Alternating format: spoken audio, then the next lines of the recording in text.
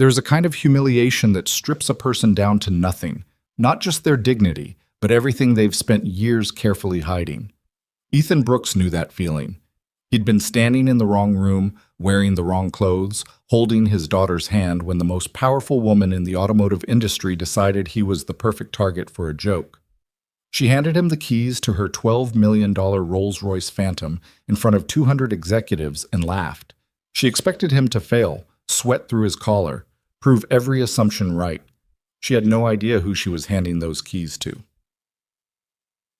If this kind of story hits different for you, the kind that starts with humiliation and ends somewhere you didn't expect, subscribe to this channel right now. Every week we bring you cinematic fiction that cuts deep. Hit the like button, drop a comment telling us what city or country you're watching from. I want to see exactly how far this story travels. And stay with me until the very last word.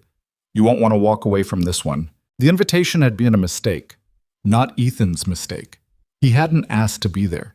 His contracting company had been hired 3 weeks earlier to handle routine HVAC maintenance across 2 floors of the Sterling Tower, and somewhere in the chain of internal communications, a mid-level events coordinator had accidentally CC'd his company email on the guest list for the Sterling Automotive Group's annual product showcase. By the time anyone caught the error, the printed badge with his name on it had already been mailed. He almost didn't go. Lily was the reason he went. "Can I come, Dad?" She'd asked it the way 6-year-olds ask everything, without strategy, without manipulation, just the raw want of it, sitting right there on her face. She'd seen the embossed invitation on the kitchen counter, and her eyes had gone wide at the silver foil logo. "It's a car show," he told her. "I like cars. You like drawings of cars." "Same thing." He'd looked at her for a long moment, the small person with her mother's nose and her stubborn chin tilted upward, and he hadn't been able to say no. He never could. It was his most obvious flaw, and he'd stopped pretending otherwise. So they went.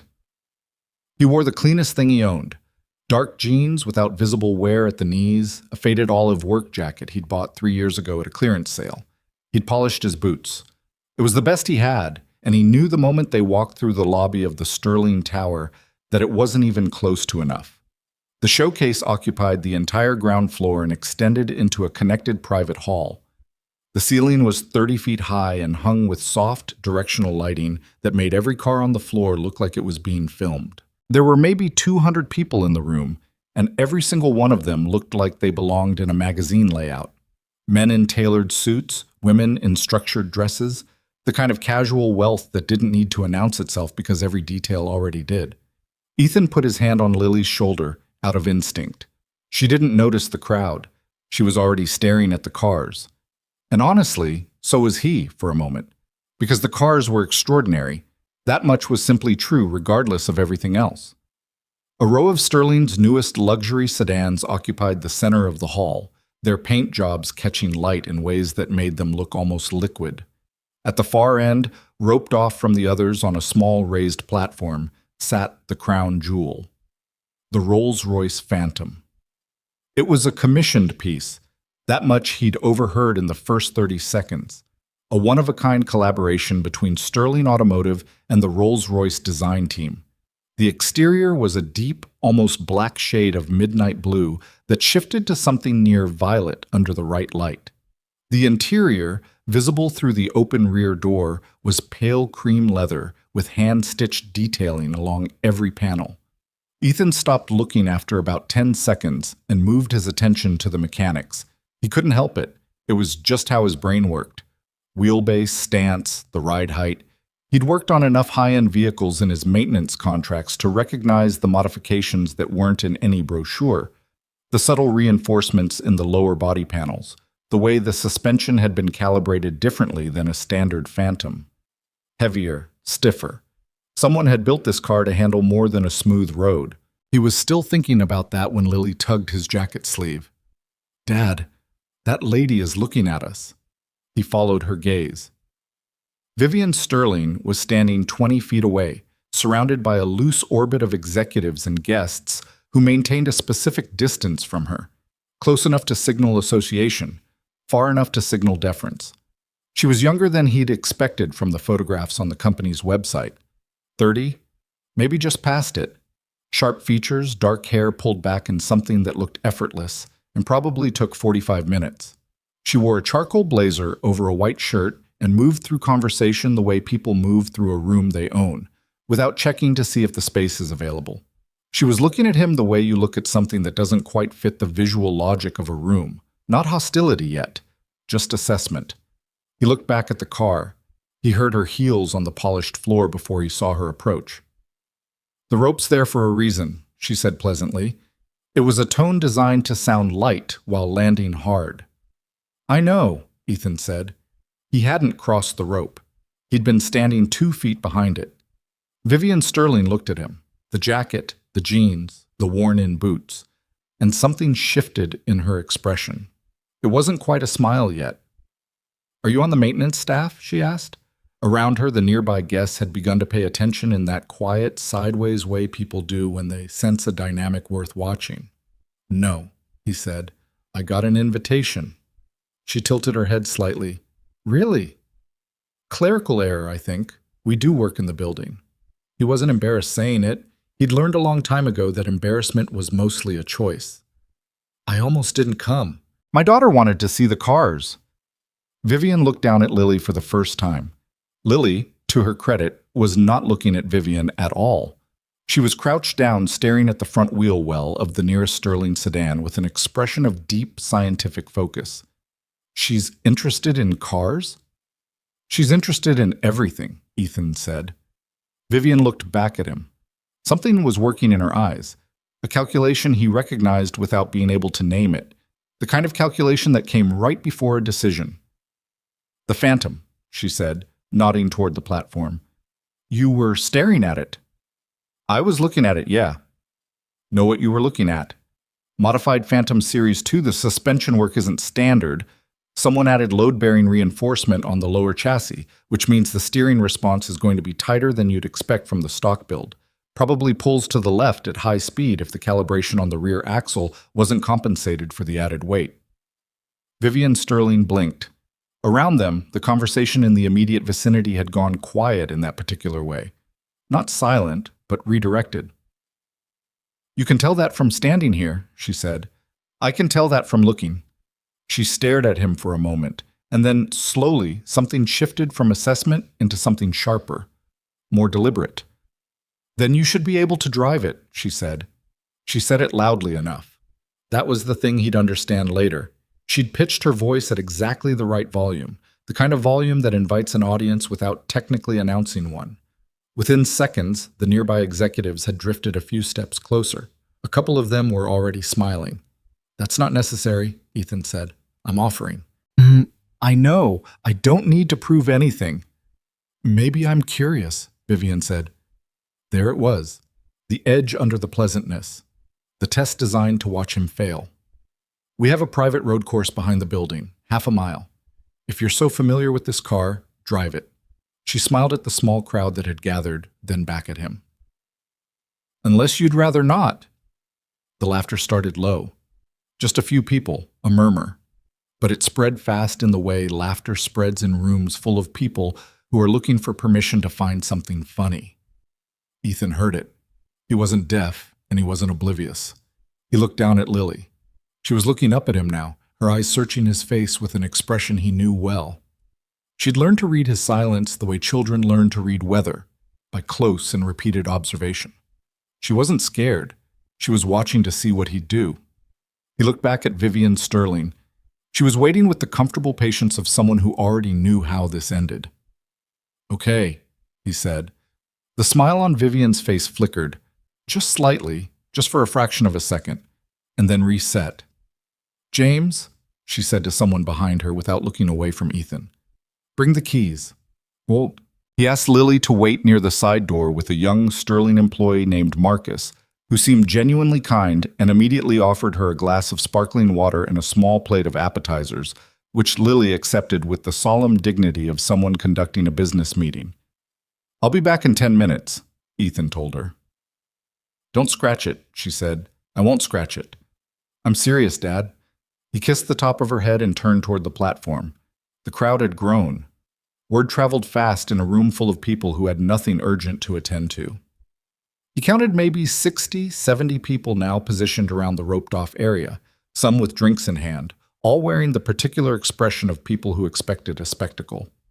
Vivian Sterling's chief driver, a man named Calloway, who'd been introduced in the brief moments before, 30 years behind the wheel of high-performance vehicles, credentials mentioned loudly enough for the crowd to hear, stood near the passenger door with his arms folded. He was in his mid-50s, built like someone who'd spent decades in vehicles that punished inattention, and the look on his face said he'd already decided what the next 10 minutes looked like. Ethan walked to the driver's side. He didn't reach for the door immediately. He stood there for a moment and looked at the car from the driver's perspective. The sight lines, the hood length, the profile of the road through the glass. Old habits. Automatic. He wasn't performing it. He just couldn't help it. He opened the door and got in. The interior closed around him like a room. The leather smell was specific and clean. The seat was set for someone shorter, Calloway probably, or Vivian, and he adjusted it first, back 2 clicks, height fractionally up, then the steering column, then the mirrors, left, right, center, in that order. He did it without thinking, without rushing. Outside the glass, he could see Vivian watching. She climbed into the passenger seat a moment later, closing the door with the confident click of someone settling in for a performance. "Private course," she said. "Half a mile out, turn at the marker, half a mile back. I assume you can manage that." "Where's the marker?" "Orange cone at the far turn. You'll see it." He started the engine.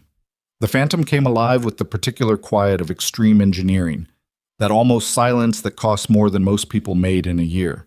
The power was there underneath it, enormous and contained, like something politely waiting. He sat with it for a moment, just a moment. Vivian shifted in her seat. "Whenever you're—" He pulled out, smooth, clean. The transition from park to motion completely without jerk, the wheel light in his hands but not loose. He found the weight of the car within 30 feet, felt the truth of what he'd said earlier, that pull in the front end, the way the chassis weight distributed under cornering load. The rear axle compensation was slightly off, maybe 15%. A skilled mechanic would need an afternoon with a calibration rig. He noted it, filed it, kept moving. The private road opened up behind the building, a long straight stretch of sealed asphalt, genuinely half a mile, with a sweeping S-curve in the middle, and the orange cone at the far end catching late afternoon light. It was a real test road. He hadn't expected that. He accelerated. Not dramatically, not to impress. He brought the car up through its range steadily, feeling the suspension through his hands and the small of his back, the way the steering weighted up with speed. The S-curve came and he took the first arc cleanly, the second slightly tighter, adjusting for the axle pull, and the car moved with him. He could hear Vivian Sterling's breathing change. He brought the speed up on the back stretch, not reckless, controlled. He pushed the car to a point where he could feel its limits without touching them. That was the skill. Not aggression, but precision, knowing the exact edge without crossing it. The cone came. He turned. On the return, he pushed harder, just briefly, just enough. 70, then 80, then back to legal speed as the building came into view, and pulled to a smooth stop exactly where he'd started. He turned off the engine. Silence. Vivian Sterling was looking straight ahead at the windshield. Her hands were in her lap, and they were perfectly still, which told him they hadn't been still a few seconds ago. Outside, through the windows, he could see the crowd. The expressions on their faces were different now. Calloway, the chief driver, stood with his arms no longer folded. Ethan reached for the door handle. "The rear axle calibration is off," he said. "Whoever set the suspension for the added chassis weight didn't compensate properly. Have your mechanics look at the right rear specifically. There's about 15% variance. At highway speeds over an extended run, it'll fatigue the steering linkage." He got out. He walked back toward the door where Lily was waiting. She was holding half an appetizer and watching him with narrowed eyes. "Did you scratch it?" she asked. "No." She looked past him toward the car, and then at the crowd of people who were still standing there, still quiet. "What happened?" she said. "Nothing," Ethan said. "You want to go look at some more cars?" She nodded, going back to her appetizer. He took her hand and they walked deeper into the showroom.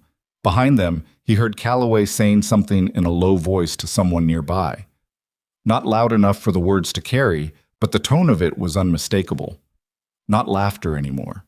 Something more careful. The kind of voice a man uses when he's just seen something he doesn't quite have a category for yet. Ethan kept walking. He was not going to let this room, this moment, this woman's test, or the laughter it produced define the afternoon. He and Lily had come to see cars. They were going to see cars. Whatever Vivian Sterling had intended by handing him those keys, it wasn't his problem to manage. He was good at not making other people's choices his problem. He'd had a lot of practice. He stopped in front of a slate-gray Sterling sport coupe and crouched down to Lily's level. "What do you think?" he asked. She studied it with an expression that was comically serious for a 6-year-old. "The color's boring," she said. "The engineering isn't." She considered this. "Can you explain the engineering?" "Sure," he said.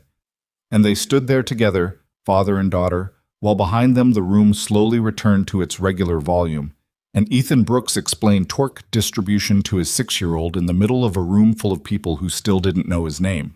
The rest of the showcase passed without incident, which was its own kind of strange.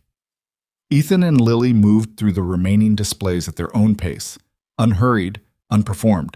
Lily asked questions about every car they stopped at, and Ethan answered them honestly, including the parts that required him to admit he didn't know something, which she accepted with the same seriousness she applied to everything else. A Sterling employee named Dana shadowed them at a polite distance for about 20 minutes before apparently deciding they weren't a liability and drifting back toward the main floor. Nobody approached them. That was the thing he noticed without making a point of noticing it. Before the drive, people had looked at him the way you look at a smudge on an otherwise clean surface, reflexively, briefly, already moving on. After, they didn't look at him at all. Not avoidance exactly, something more like recalibration, like a room of people who'd collectively made an assumption and were now quietly deciding what to do with the evidence that the assumption was wrong. He didn't enjoy it. He wasn't built for that kind of satisfaction. At 6:15, Lily started leaning into his side while pretending she wasn't tired, which was her standard operating procedure, and he took it as the signal to leave. They retrieved her jacket from the coat check, walked through the main lobby, and pushed through the glass doors into the evening air. The city was doing what cities did at that hour, releasing the day's pressure in the form of traffic and noise, and 10,000 small private urgencies moving in all directions at once. Lily put her hand in his without being asked. "The Phantom was the best one," she said. "Yeah. Even though that lady was rude." He glanced down at her. "You heard that?" "I'm 6, Dad, not deaf." He was quiet for a moment. "She wasn't rude exactly. She was—" He searched for the right word that was also honest. "Testing." "That's what rude people say they're doing," Lily said. He didn't have an answer for that, mostly because she wasn't wrong. And he'd learned early in fatherhood that arguing with correct observations was a waste of everyone's time. They walked to the parking structure 2 blocks down and drove home in the pickup truck that had 190,000 miles on it and a heating system that worked on the driver's side only. Lily fell asleep before they hit the highway. Ethan drove with the window cracked, the cold air keeping him level, and didn't think about Vivian Sterling at all. That was what he told himself anyway.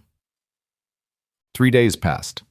He had work, a commercial building in the Garfield district with a ventilation system that had been incorrectly installed by the previous contractor and was now making sounds that the building manager described as like a sick animal, but angrier. It took Ethan's crew 2 full days to diagnose and another half day to begin the correction. It was the kind of problem he liked, concrete, solvable, requiring attention. On the 4th day, his phone rang from an unknown number while he was eating lunch in the truck. He almost didn't answer. He had a rule about unknown numbers, texting companies mostly, or the occasional aggressive insurance pitch. But something made him pick up. He couldn't explain it afterward. Just one of those small, unreasonable instincts. "Mr. Brooks," a woman's voice. Efficient, not unfriendly.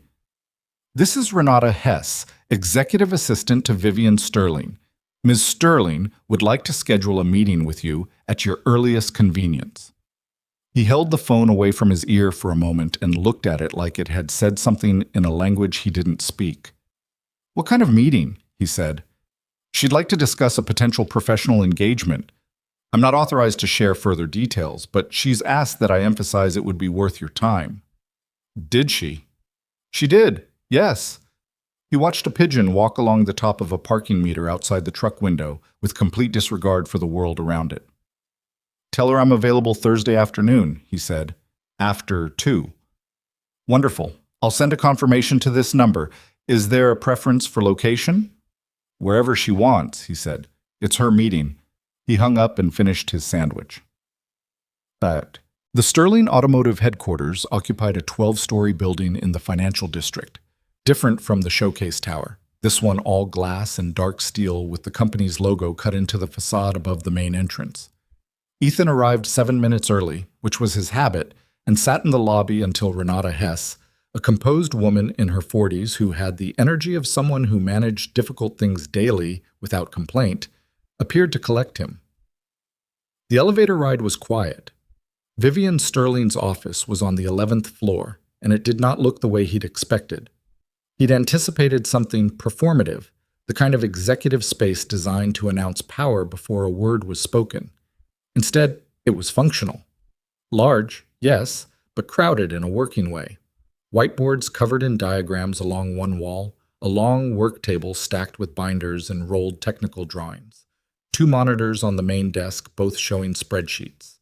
There were no decorative objects that he could see. There was a coffee maker on a credenza that looked like it got serious use. Vivian was standing at the work table with her back to the door, studying something on a printed sheet when he came in. She turned and looked at him with the direct, undecorated attention of someone who'd decided in advance not to waste time. "Thanks for coming," she said. She didn't apologize for the showcase. He noticed that immediately.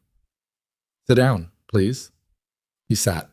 She pulled a chair from the table and sat across from him, not behind the desk. That was deliberate. He noted it without reading too much into it. "I want to ask you something directly," she said.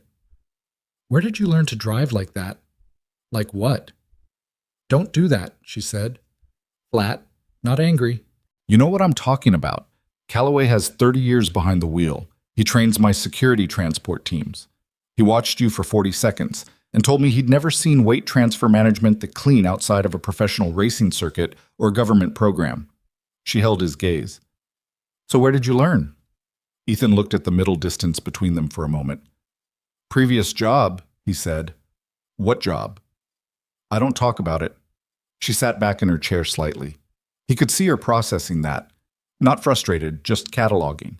"Are you currently under any non-disclosure agreement that would prevent—" "No." "Then why don't you talk about it?"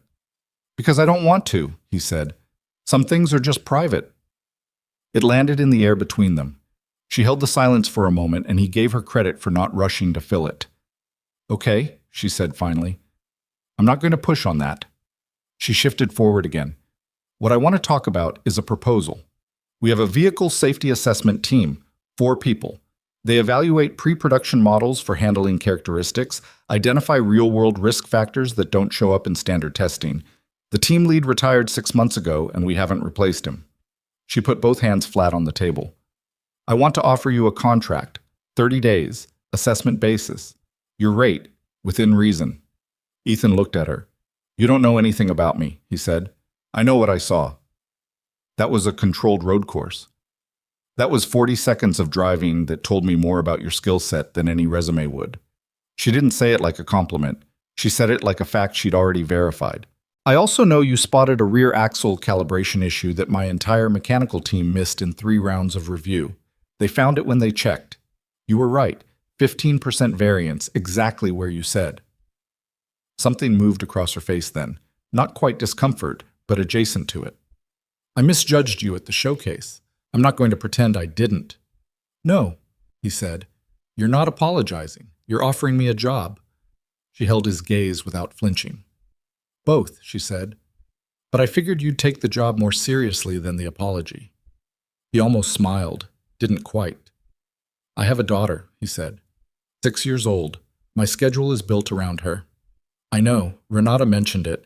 I hope that's not overstepping. The contract would be project-based, not fixed hours. You set your own schedule within the assessment timeline.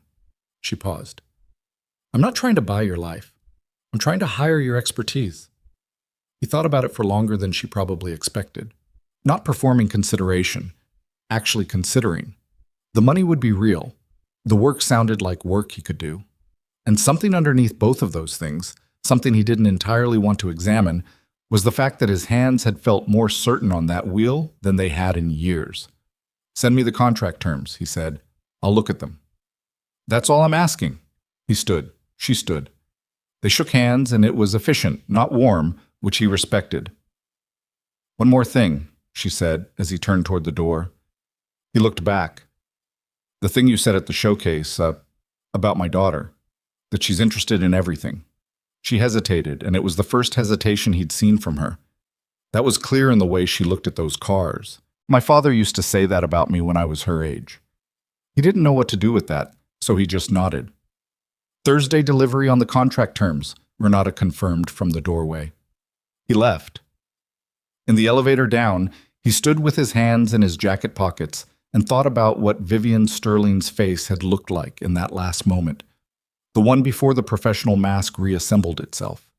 Something honest had been there briefly, something that didn't belong to the office or the title or the performance of being the person who owned the room. He filed it away and didn't think about what it meant. Well, the contract terms were fair. Better than fair, honestly. Better than he'd expected from someone who had no particular reason to be generous. He signed and returned them without negotiating, which Renata told him later surprised Vivian considerably. He started the following Monday. The vehicle safety assessment team operated out of a separate facility. The rest of the showcase passed without incident, which was its own kind of strange. Ethan and Lily moved through the remaining displays at their own pace, unhurried, deliberate.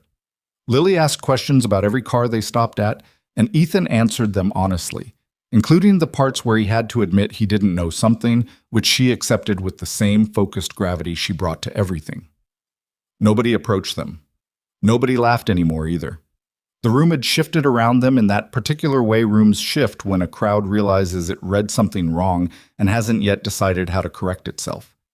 He didn't enjoy the shift. He wasn't built for that kind of quiet satisfaction. At 6:15, Lily started leaning into his side while pretending she wasn't doing it, which was her standard method of signaling exhaustion without admitting to it, and he took it as the sign to leave. They retrieved her jacket, walked out through the glass lobby doors, and the city swallowed them back up into its ordinary Thursday evening noise. The Phantom was the best one, Lily said on the sidewalk. Probably. Even though that lady was rude. He glanced down at her. You heard that from across the room? I'm 6, Dad. Not a plant. He was quiet a beat. She wasn't rude exactly. She was testing. That's what rude people call it, Lily said, and looked straight ahead. He didn't argue. She was right, and arguing with correct observations had always felt like a waste of both their time. They drove home in his pickup, 190,000 miles on it, heater functional on the driver's side only, the passenger vent blowing something that was technically air, but not technically warm. Lily fell asleep before they cleared the downtown interchange, her head tipped against the window, and Ethan drove the rest of the way with the radio off, and the window cracked just enough to keep him present. He didn't think about Vivian Sterling. That was what he told himself, and it was about 40% true. 3 days went by. He had work, a ventilation system in a commercial building in the Garfield district that a previous contractor had installed backward, functionally speaking, and which had been making sounds the building manager described over the phone as angry but wet. It took his crew 2 days to diagnose and the better part of a third to begin the fix. He liked problems like that. Defined edges. You found the fault, you corrected it, you tested, you left. The building didn't call you at 11 at night with feelings about the process. On day 4, his phone rang during lunch. Unknown number. He almost let it go. Mr. Brooks? A woman's voice, efficient, no wasted syllables. This is Renata Hess, executive assistant to Vivian Sterling. Ms. Sterling would like to request a meeting with you at your convenience to discuss a professional opportunity. He sat with the phone against his ear and watched a pigeon on top of a nearby parking meter conducting what appeared to be a deeply personal argument with a piece of pretzel. "What kind of opportunity?" he said. "She's asked me not to share specifics in advance, but she emphasized it would be worth your time." "She said that herself." "Her words, yes." He thought about it for 2 or 3 seconds. Not about whether to go. He already knew he'd go, and he wasn't going to waste energy pretending otherwise. He thought about the right way to say yes without sounding like he'd been waiting. "Thursday afternoon," he said. "After 2. "Perfect. I'll send a confirmation. Location preference?" "Wherever she wants. It's her meeting." He hung up and went back to his sandwich. Sterling Automotive's main headquarters was in the financial district, a 12-story building of dark glass and brushed steel with the company name cut into the facade in letters that managed to be large without being loud. Ethan arrived 7 minutes early, sat in the lobby on a bench near the security desk, and read the maintenance specs on his phone for the Garfield building's secondary duct system, until Renata Hess appeared from an elevator and walked toward him with the composed efficiency of someone who spent her professional life managing difficult schedules and difficult people with equal calm. The office was on the 11th floor, and it surprised him. He'd been expecting the standard declaration of power, the kind of executive space that existed mainly to make you feel the distance between yourself and the person behind the desk. What he got instead was functional, crowded in a working way. Whiteboards along one wall covered in diagrams with notes in 2 different handwriting styles. A long work table buried under binders and rolled drawings, and 3 coffee mugs in various states of completion. 2 monitors on the actual desk, both showing spreadsheets. A coffee maker on a side credenza that had clearly seen daily combat. Vivian was standing at the work table, studying something printed on a wide format sheet when he came in. She turned and looked at him directly. No warm-up, no performance, and gestured toward the chairs near the table rather than the formal seating area near the window. "Thanks for coming," she said. She didn't apologize. Not yet. He clocked that immediately. "Sit down." He sat. She pulled a chair to face him, not retreating to the desk. That was a choice. He noted it. "I want to ask you something straight," she said. "Okay. Where did you learn to drive like that?" "Like what?" "Don't," she said. "Not sharp. Flat. Callaway has 30 years behind the wheel. He runs training programs for professional security transport teams. I had him watch the footage from the road course 3 times. She paused. "He told me he's seen that kind of weight transfer management in exactly 2 contexts, professional circuit racing and government protective operations." Ethan held her gaze and didn't say anything. "So," she said, "which is it?" "Previous work," he said. "That's not an answer." "It's the answer I have." She sat back. He could see her recalculating, not frustrated, just adjusting her angle. "Are you under any kind of agreement that prevents you from—" "No." "Then why won't you—" "Because it's mine," he said. Quiet, not defensive. "Some things you don't talk about, not because you're obligated not to, just because they're yours and you'd like to keep them that way." The room held that for a moment. "Okay," she said, and she let it go, which he hadn't expected. He'd expected her to push. The fact that she didn't adjusted something in his read of her. Not dramatically, just slightly. She leaned forward and put both palms flat on the table. "Here's what I'm actually here to offer. We have a vehicle safety assessment team. 4 people, good ones. They evaluate pre-production models for real-world handling risk, the stuff that doesn't show in standard lab testing. Our team lead retired 6 months ago. We haven't found a replacement." She looked at him steadily. "I want to offer you a 30-day contract, assessment basis. You name your rate within reason, and I'll tell you whether it's reasonable." Ethan looked at her. "You don't know my background," he said. "I know what I watched on that road course." That was less than a minute of driving. It was enough. She said it without inflection, like a measurement rather than a compliment. "You also found a rear axle calibration variance that 3 rounds of mechanical review missed. My team checked it after you left." A brief pause. "You were exactly right." He didn't respond to that. She kept going. I made an assumption at the showcase about who you were and what you were capable of. I was wrong, and I acted on it in front of a room full of people. Something moved across her face, not quite regret, but a near neighbor of it. I'm not going to perform a big apology about that. I don't think that's what you want, but I am acknowledging it. You're offering me a job, he said. Yes. That's a different thing from an apology. It's both, she said, but I figured the job would land better. He almost smiled. Almost. I have a daughter, he said. She's 6. My schedule exists around hers. School pickup, dinner, all of it. That's not negotiable. Renata mentioned it. I hope it's fine. What are the hours? Project-based, not fixed. You set your own timeline within the assessment window. I need the work done, not the hours performed. She held his gaze. I'm not trying to buy your availability. I'm trying to access a skill set. He thought about it. Actually thought. Not the perform version of deliberation, but the real thing, which in his case looked almost identical to doing nothing. He sat with it for maybe 15 seconds. The money would matter. The work sounded like work he knew how to do. And something underneath both of those things, something he didn't fully want to look at directly, was the fact that his hands had felt more certain on that road course than they had in years, like a language he'd stopped speaking that his body still remembered. Send me the contract terms, he said. I'll read them. That's all I'm asking.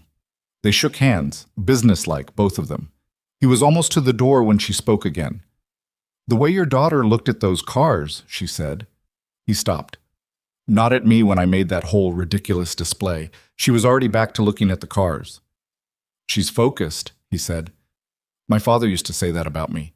That I had tunnel vision for the things that actually interested me and total blindness for everything else. She paused. He said it like a warning, but I think he meant it as a compliment. Ethan nodded once. Thursday on the contract terms, Renata confirmed from just outside the doorway. He left. In the elevator down, he looked at his reflection in the brushed steel doors, work jacket, worn boots, a face that had more miles on it than the truck, and thought about the moment just before Vivian Sterling's professional composure had reassembled itself. That one unguarded sentence about her father. It had come out of nowhere, and she'd known it the second it landed.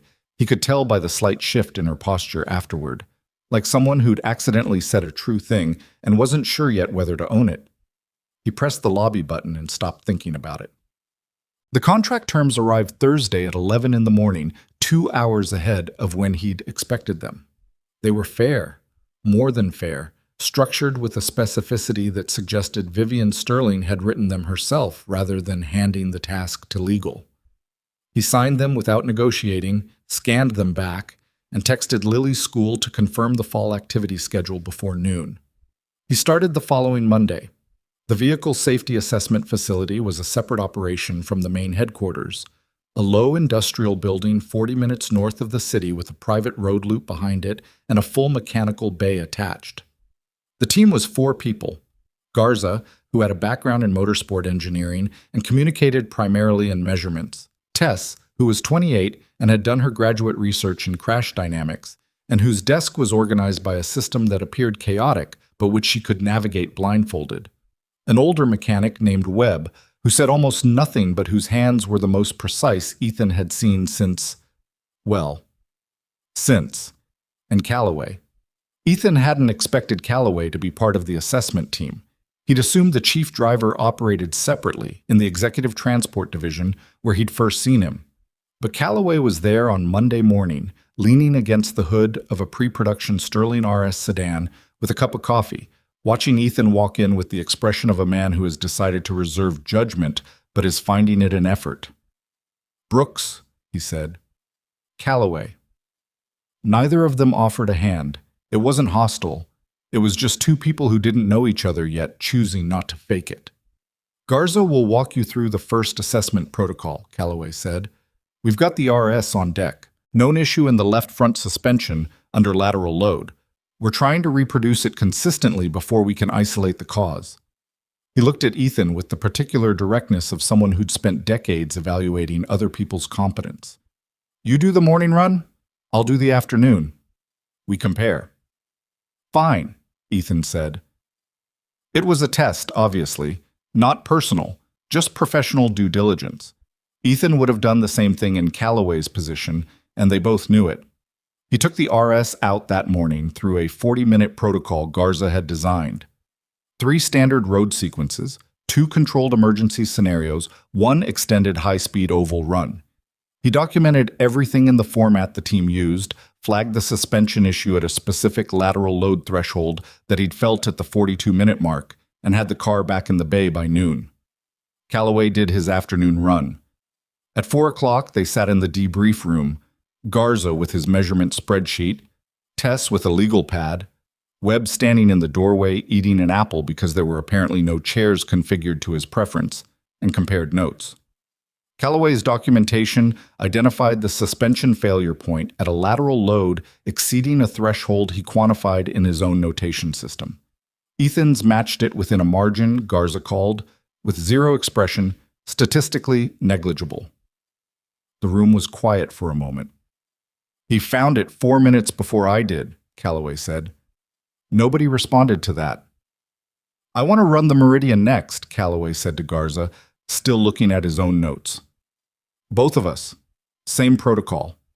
He looked up at Ethan. Unless you have an objection. No objection, Ethan said. Calloway nodded once. Webb finished his apple. Tess wrote something on her legal pad. That was, more or less, the beginning of it. By the end of the first week, Ethan had developed a functional rhythm. He got Lily to school by 8, drove the 40 minutes north, and was in the bay by 8:45. The work absorbed him in a way he hadn't anticipated and hadn't realized he'd been missing.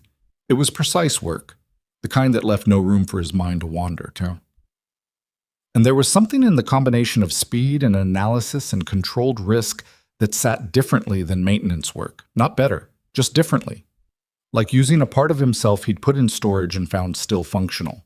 He was back for pickup at 3:15 every afternoon without exception.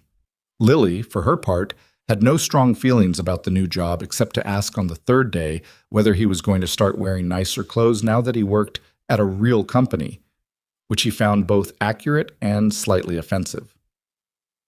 I work at a testing facility, he said. Not a showroom. Same company, she said. Different building. She considered this. Does the lady who was rude work at your building? No, different building. Good, she said, and went back to her homework. Vivian Sterling did not come to the testing facility that first week. He learned from Tess, who had no apparent filter on what she shared, that Vivian visited the assessment operation roughly once a month and otherwise received reports through Garza's documentation chain. That was normal, Tess said. That was how it worked. He told himself he hadn't been tracking whether she'd appear. That was about 30% true. She came on day 11. He heard her before he saw her. Not her voice specifically, but the change in the facility's ambient noise level, the way the administrative assistant in the front office shifted from background presence to active attentiveness.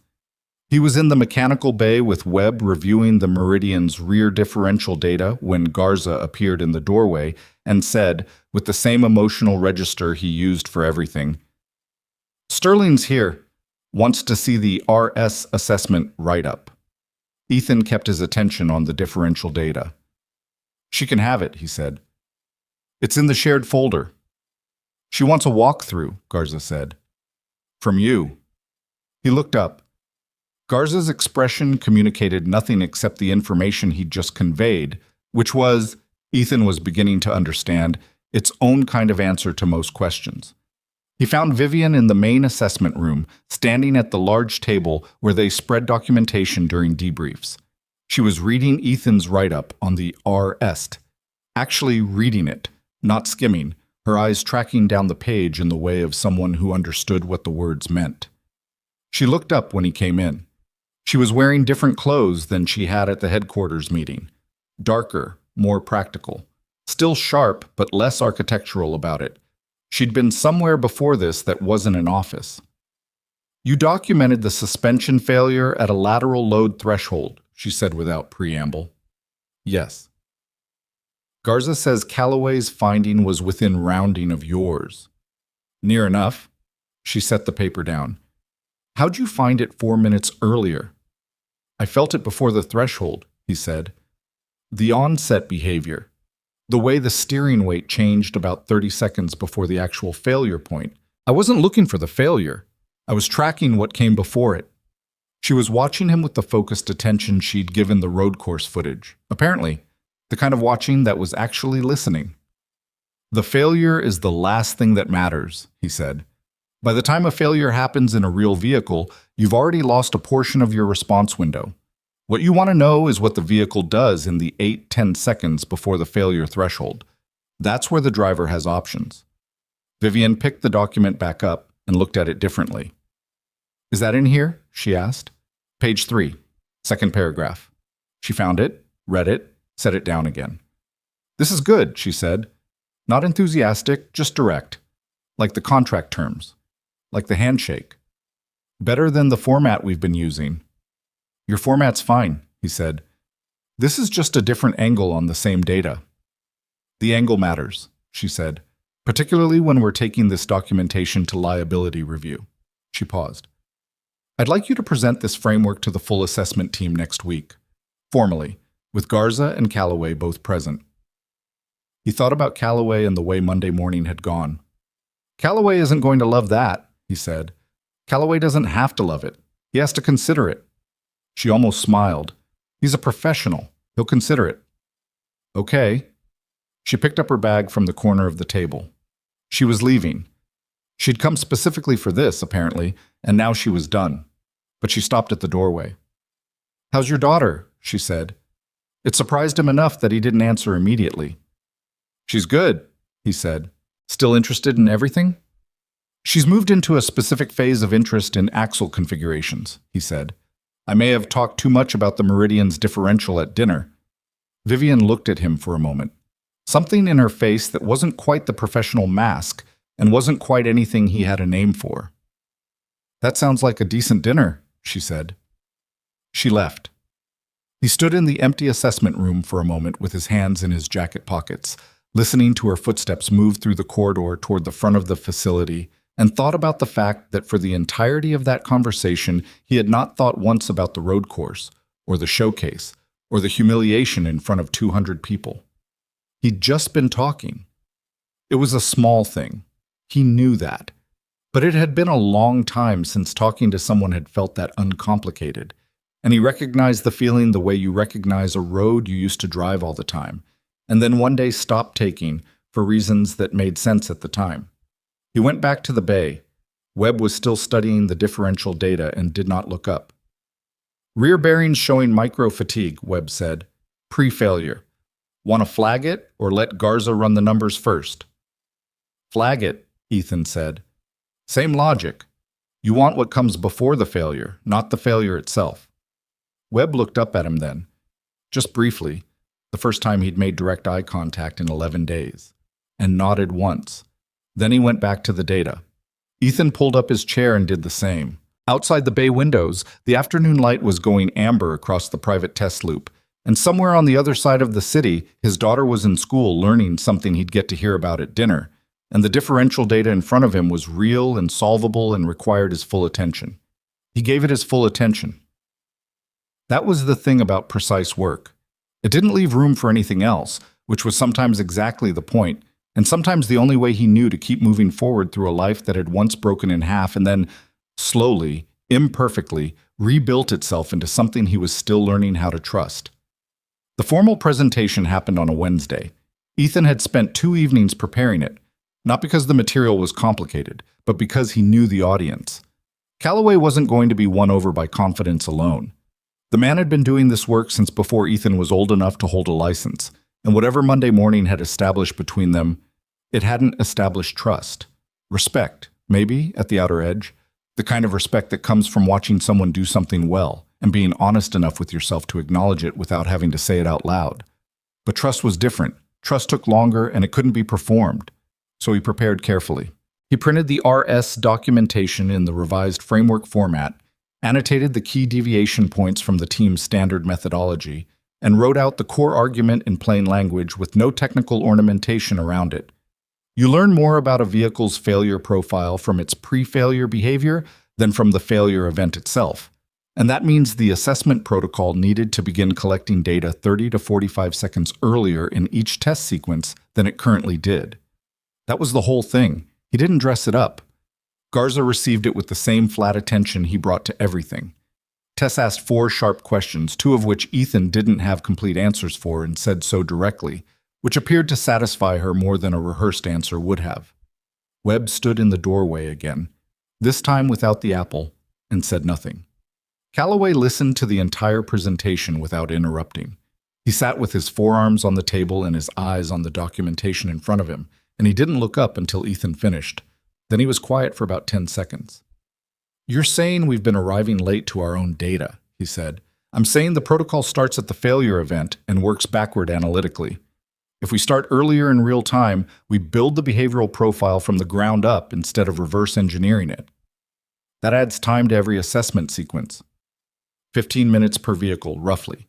Maybe 20 on complex suspension configurations."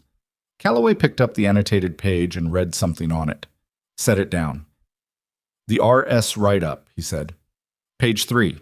The onset behavior before lateral load failure. You wrote that like you'd been watching for it specifically." "I was. How'd you know to watch for it?" Ethan thought about how to answer that. Not the question of what to say. The question of how much of the truth was relevant here and how much was just his own private archaeology. "Experience," he said. "I've been in vehicles at the edge of their handling limits, in conditions where losing the onset signal meant you didn't get a second chance to find it." The room was quiet again. Calloway looked at him with the particular directness that had nothing aggressive in it anymore. Just assessment. Pure, professional, the same quality he'd brought to evaluating the road course footage. "The protocol change," Calloway said. "I want to run it parallel for the next 3 assessments before we commit. Same vehicles, both protocols, compare the data sets." "That's the right call," Ethan said. Calloway nodded once, exactly the way Webb nodded, as if they'd learned it from the same source, or perhaps simply arrived at the same economy of gesture independently through decades of not wasting motion. "Then we're done," Calloway said. They were done. Walking back to the bay afterward, Tess fell into step beside Ethan and said, without particular preamble, "He's going to tell Vivian the framework is good. He won't say it like that. He'll say something like, 'The new protocol shows promise in parallel testing.' But that's his version of good." "How do you know that?" Ethan said. "He told me the RS write-up was the best failure onset documentation he'd seen in 8 years. She paused. "He said it to me, not to you, which is also very Calloway." Ethan looked at her. "You're going to be fine here," she said, and peeled off toward her desk with the certainty of someone who'd already moved on to the next thing. He went back to work. The 30-day contract became 60 without anyone formally discussing it. Garza sent revised terms. Ethan signed them. That was the entirety of the negotiation. The parallel protocol testing ran across 3 vehicle assessments over 2 weeks. The data comparison was not subtle. The extended onset monitoring produced measurably richer failure profiles on 2 of the 3 vehicles and identified a secondary suspension behavior on the 3rd that the standard protocol had missed entirely. Garza compiled it into a 12-page comparative analysis that he sent to Vivian's office on a Thursday afternoon. Vivian called Ethan directly that evening. He was in the kitchen, making dinner. Pasta, the simple kind Lily accepted without complaint, which was the operative criterion for Thursday nights, when his phone rang. "The comparative analysis," she said when he picked up. No greeting. "Garza's numbers are clean." "He's thorough," Ethan said. He had a wooden spoon in one hand and was watching the pot with the specific attention of someone who had burned this exact pasta on 3 previous occasions. "The board is going to want to discuss protocol revision implications for liability coverage. I need to present this to them with a clear cost-benefit structure. Talk to Garza about the cost side. He has the time per assessment breakdown." "I will. I also want your read on the benefit side, not the technical version, the human version. What does catching onset behavior earlier actually mean in terms of real-world risk to a driver?" He turned the heat down on the burner. It means the difference between a recall that happens in a factory and a recall that happens because someone's vehicle failed on a highway, he said. On-set monitoring catches the problem in the behavioral stage. By the time a vehicle reaches standard failure threshold, you're already in the consequence window. She was quiet for a moment. That's exactly how I need to say it, she said. Then say it like that. I will. A brief pause. How's the pasta? He looked at the pot. Precarious. She made a sound that wasn't quite a laugh but was adjacent to one. Good luck with it. She hung up. He stood in the kitchen for a moment with his phone in one hand and the wooden spoon in the other, and Lily appeared in the doorway from the living room with the radar children developed for parental distraction. Is it burning? She said. Not yet. You have the burning face. I don't have a burning face. You do, she said. It's the same face as when you're thinking about something else and pretending you're not. He turned back to the stove. Set the table, he said. She set the table, and the pasta did not burn, and they ate dinner while Lily explained in considerable detail a disagreement she'd had with her friend Maya about the correct way to draw a car engine, and Ethan listened with his full attention the way he always did, and the evening was ordinary in all the ways that mattered. Bob. It was Tess who first noticed something wrong with the Vector. The Vector was Sterling Automotive's centerpiece, the vehicle that had consumed 18 months of development and the better part of the company's forward engineering budget. It was their first fully autonomous luxury sedan, designed for the high-end market that was increasingly demanding vehicles that could operate with minimal driver input while maintaining the ride quality and aesthetic language of traditional luxury. It was, by any honest measure, an extraordinary piece of engineering. It was also scheduled for its global demonstration in 22 days. The demonstration was the kind of event that moved stock prices. Investors, automotive press, government transportation officials from 3 countries all gathered at Sterling's private proving ground to watch the Vector navigate a preset autonomous course at highway speeds without a human hand on the wheel. The company's market position for the next 2 years lived inside that demonstration. Tess flagged it on a Tuesday morning, quietly, the way she flagged most things, not urgently, but with the particular precision of someone who knew the difference between a problem and a catastrophe and was not yet sure which she was looking at. She came to Ethan's station in the bay while he was reviewing Meridian data and set a printed graph on the table beside him. Vector steering control telemetry, she said, from last week's autonomous circuit run. He looked at it. The graph showed steering correction frequency over a 12-minute autonomous operation window. Standard autonomous systems generated a correction pattern that looked like mild rhythmic variation, the vehicle continuously making small adjustments to maintain its line. What this graph showed was different. There was a section, roughly 40 seconds in duration near the midpoint of the run, where the correction frequency spiked and then, briefly, barely visibly, unless you were looking for it, showed a pattern that didn't belong. Cascade hesitation, he said. That's what I think, Tess said. But I ran it by the autonomous systems team, and they said the correction frequency is within acceptable variance. It's within acceptable variance if you're looking at frequency alone, Ethan said. He picked up the graph. But look at the amplitude pattern inside the spike. The system isn't just correcting more often. It's correcting, then partially reversing the correction, then correcting again. That's not variance. That's the system receiving conflicting inputs. Tess was nodding. She'd already seen it. She'd come to him because she wanted to know if he saw what she saw. The autonomous systems team signed off on it, she said. When? 2 weeks ago. Pre-demonstration clearance review. He set the graph down. Who runs that team? Harlan Rice, Senior VP of Autonomous Development. He'd heard the name. He hadn't met the person. Does Vivian know about this graph? He said. Not yet. Rice's team owns the Vector's technical sign-off. Assessment doesn't typically have a lane in autonomous systems. But you pulled this data. I pulled it because I was cross-referencing the new onset protocol against the Vector's run, just to see how it would apply. And I found this. She paused. I could be wrong. You're not wrong, he said. She looked at him. Get me the full telemetry set, he said. The complete 12-minute run, all sensor channels, and the prior run if there is one. There are 3 prior runs, she said. I can have everything on your station in an hour. Do it. She did it. Yem. He spent the rest of Tuesday and most of Wednesday morning in the data. The cascade hesitation pattern appeared in all 3 prior runs, not identically, but consistently. Different duration, different position in the route, but the same underlying signature. Conflicting correction inputs creating a brief window of directional instability that the system's redundancy protocols then resolved. The resolution was fast. The vehicle corrected itself in under 2 seconds each time. On the telemetry graph, it looked like a momentary irregularity.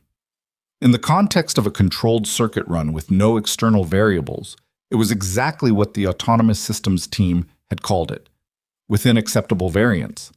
But Ethan had spent years thinking about what happened outside controlled conditions. He'd spent years thinking about the difference between a system that worked when everything was predictable and a system that worked when everything wasn't. The vector's cascade hesitation didn't scare him on an empty proving ground circuit. It scared him on a demonstration course with 200 observers, camera crews, escort vehicles, and the kind of ambient electromagnetic interference that came from that density of equipment operating simultaneously. The hesitation window was 2 seconds.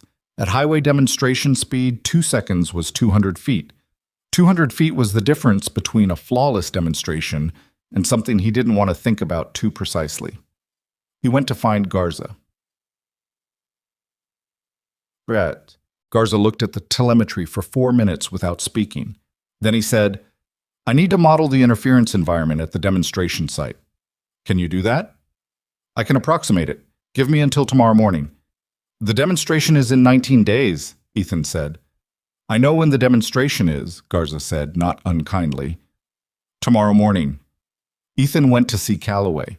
He found him on the test loop running a final assessment sequence on the Meridian, and he waited by the timing station until Calloway brought the vehicle in and climbed out. He handed him the core graph without explanation and watched him look at it. Calloway's face did not change. That was, Ethan was learning, Calloway's version of changing. How many runs? He said. 4. Same pattern in all 4. Variable duration and position. The autonomous systems team cleared it. 2 weeks ago, yes. Calloway handed the graph back. He looked at the test loop rather than at Ethan. Rice is going to tell you this is outside your lane, he said. Probably. He's not going to be pleasant about it. That's okay. Calloway was quiet for a moment. You're going to take this to Vivian. I'm going to take it to you and Garza first. If the data holds up, then yes. Calloway turned and looked at him directly. The data holds up, he said. I can see that from here. Then I'll need your read on whether to take it through Garza's chain or go directly. Another moment of quiet. The kind Calloway used for actual thinking rather than dramatic effect. Directly, he said. Garza's chain goes through Rice's division before it reaches Vivian's desk. If you route it that way, Rice sees it first and you lose the window to have an unmediated conversation.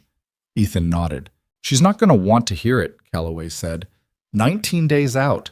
The board pressure on this demonstration is... He stopped. It's significant. I know. She might not believe you. She might not, Ethan said. Calloway picked up his testing clipboard from the car's roof. I'll back the data, he said. If it comes to that. It was the most words Calloway had strung together at one time in Ethan's presence.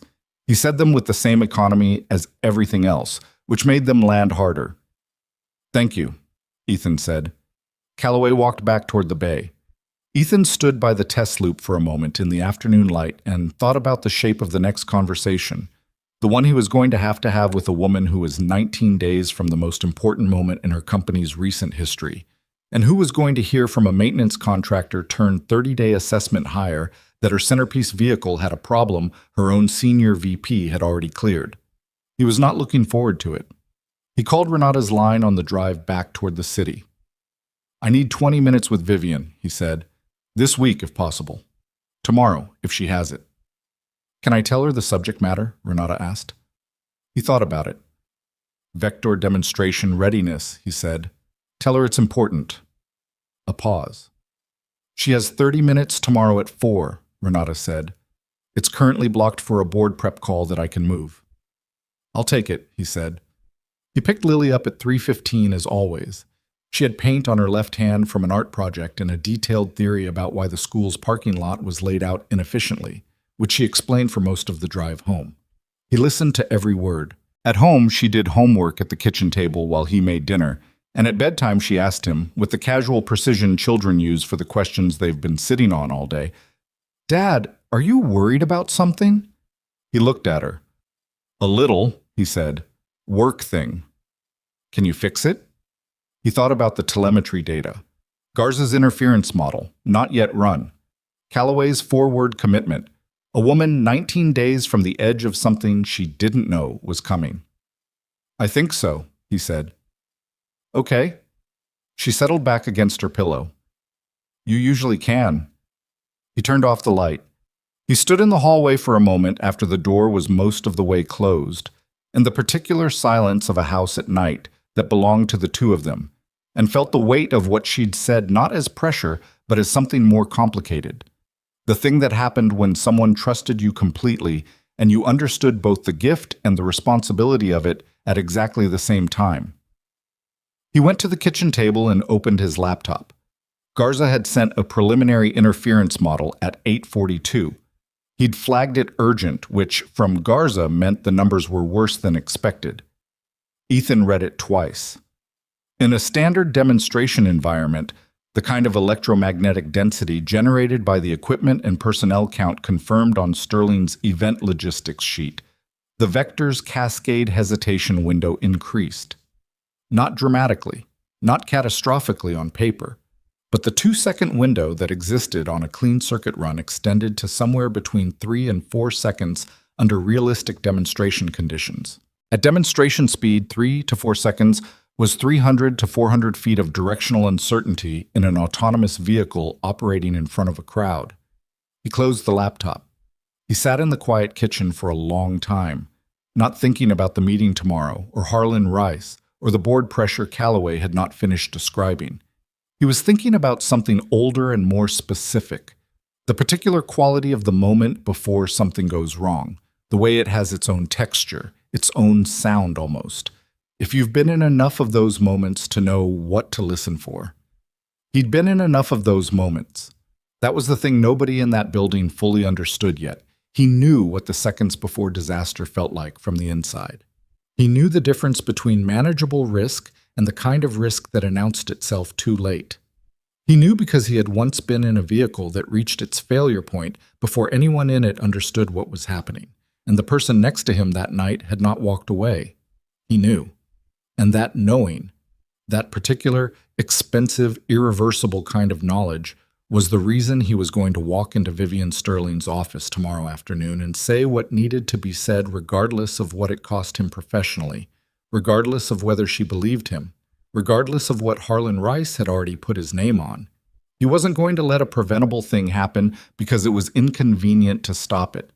He had already lived the other version of that story. He was not living it again. Garza's full interference model arrived at 6 in the morning, complete and annotated in the meticulous format that made his work immediately presentable to any audience. Ethan read it at the kitchen table while the coffee brewed and Lily's alarm went off upstairs and the ordinary morning machinery of their life started running. He printed the key pages at the small printer in the hallway that jammed approximately 1 time in 3 and did not jam this morning, which he took as a minor mercy. He dropped Lily at school.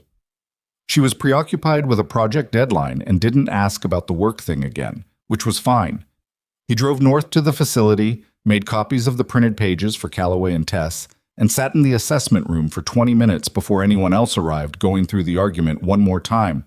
Not rehearsing it, just checking it, making sure there were no gaps he'd manufactured out of urgency, no connections that looked solid but were actually assumption. There weren't. The data was clean, the interference model was sound, the problem was real. He drove to the city at 3 o'clock, parked 2 blocks from the Sterling headquarters building, and sat in the truck for 4 minutes doing nothing in particular. Not nerving himself up, just sitting. It was something he'd always done before a thing that mattered, Not prayer, not ritual, just a moment of stillness that acknowledged the difference between ordinary time and the kind of time you couldn't take back. Then he got out of the truck and walked toward the building. Renata met him at the elevator as always and said Vivian was just finishing a call and would be ready in 5 minutes. And she offered him water or coffee with the efficiency of someone who'd long since learned that most people said no, but felt better for being asked. He said no to the coffee and stood in the corridor outside Vivian's office door and looked at the framed photographs along the wall. Sterling vehicles across 40 years, the company's history laid out in chrome and glass and the particular light of professional photography. And thought about the fact that this company, this history, this woman's life work was partially what he was about to put at risk by telling her what he knew. He thought about that. And then Renata opened the door and said Vivian was ready, and he went in. She was at the work table, not the desk. The same position as the first meeting, which he suspected was simply where she did her thinking rather than a deliberate gesture toward informality. She looked tired in the specific way of someone who had been carrying a long run of high-stakes decisions without a break, the kind of tired that didn't show on the surface so much as in the eyes. "Ethan," she said. First name, not his last. He noticed that too.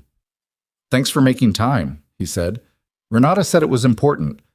She gestured toward the chairs. They both sat. "Tell me." He set the printed pages on the table between them.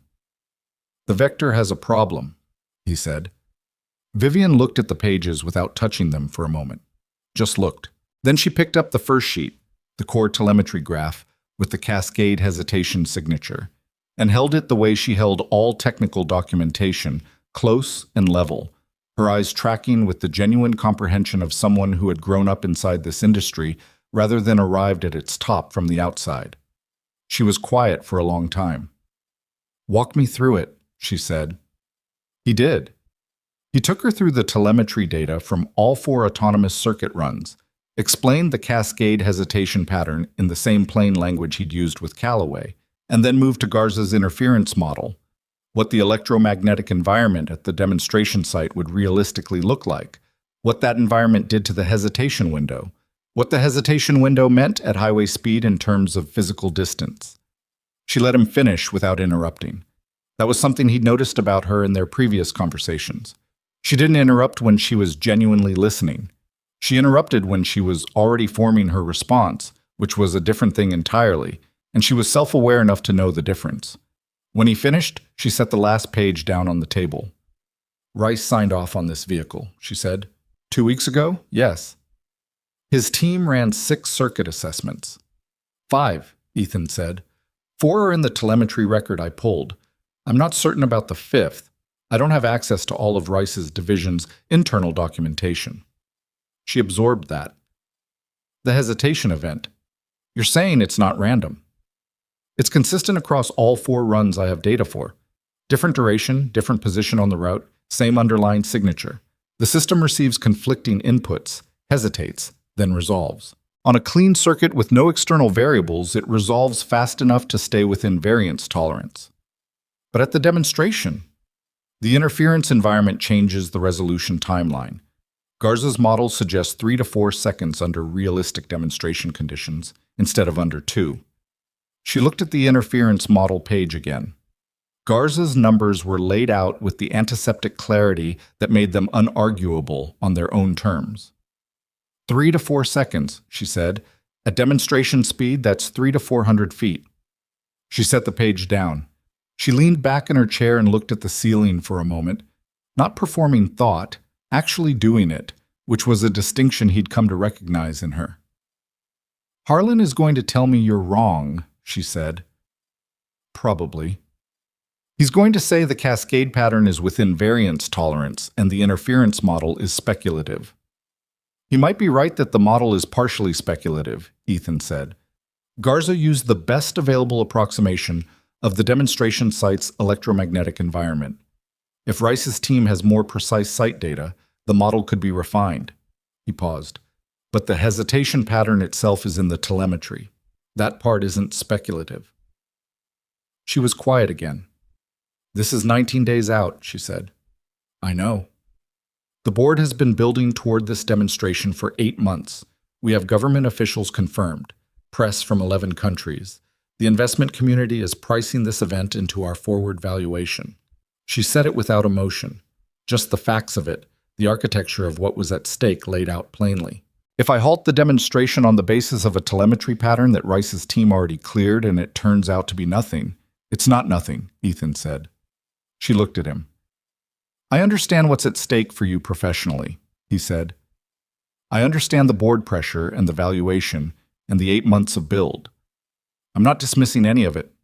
He held her gaze. But the hesitation pattern is real and it's consistent, and I've seen what happens when systems with consistent failure signatures go into high variable environments before the signature is resolved. He stopped. You asked me once where I learned to drive. The answer is I spent years inside vehicles operating at their limits, and I learned to read failure signatures the way some people learn to read weather. This one is telling you something. I think you should listen to it. The room held that. Vivian's face was doing something complicated. He couldn't entirely read it, not the professional mask, not the rare, unguarded thing he'd glimpsed before. Something between the two. The face of a person carrying more information than they know how to arrange. I need to talk to Harlan, she said finally. Yes. Tonight. That would be my recommendation. She stood. He stood. She picked up the printed pages and squared them against the table with both hands, a habit he'd seen before, organizing the physical object when the decision inside it wasn't yet organized. Thank you for bringing this to me directly, she said. Calloway backs the data, Ethan said, in case that matters for the conversation with Rice. Something moved across her face at that. Calloway said that. His words were, I'll back the data if it comes to that.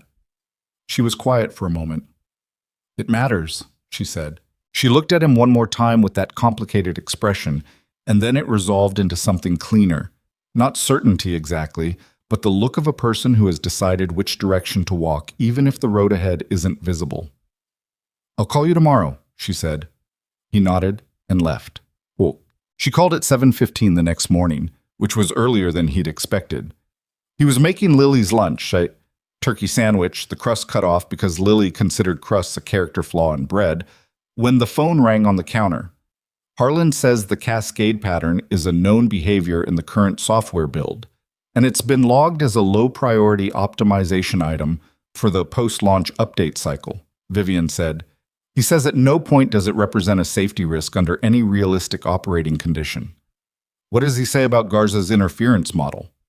He says the electromagnetic assumptions are overstated and his team's site assessment shows the demonstration environment is within the vehicle's tested tolerance range. Ethan put down the sandwich knife. Does he have documentation on the site assessment? He said. A pause. He's sending it this morning. I'd like to see it. Another pause, slightly longer. I'll have Renata forward it when it arrives. Vivian. He said her name, which he hadn't done before, and he was aware of it. What do you think? The question sat there. I think Harlan has been with this company for 11 years, she said. I think he built the autonomous systems division from 4 people to 40. I think his team has more hours on this vehicle than anyone else in the building. A brief pause. And I think I haven't slept well in 3 days because of a telemetry graph that your analyst found while running a cross-reference that had nothing to do with the vector's clearance process. That's not an answer, he said. No, she said. It's not. She hung up.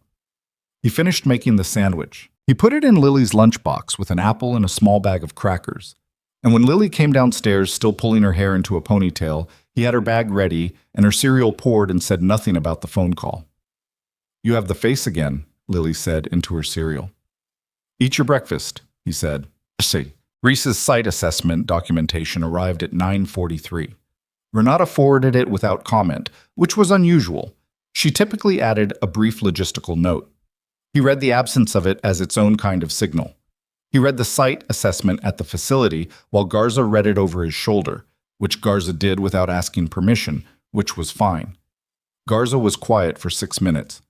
His team measured equipment interference at the site 3 weeks ago, Garza said. Before the full demonstration setup was installed, Ethan said. The camera rigs alone would add... Garza stopped. He picked up a pen and wrote a number on a notepad, showed it to Ethan. Ethan looked at the number. Yeah, he said. The broadcast equipment compound adds more. Garza wrote another number. And if the government transport convoy runs standard electronic countermeasure protocols during the event, which they would, Ethan said, that's standard procedure for any event with senior officials present. Garza circled his second number and drew a line connecting it to the first. His interference baseline is significantly understated, Garza said. Not fraudulently. He measured what was there when he measured it, but it's not what will be there in 19 days. Ethan stared at the two circled numbers for a moment.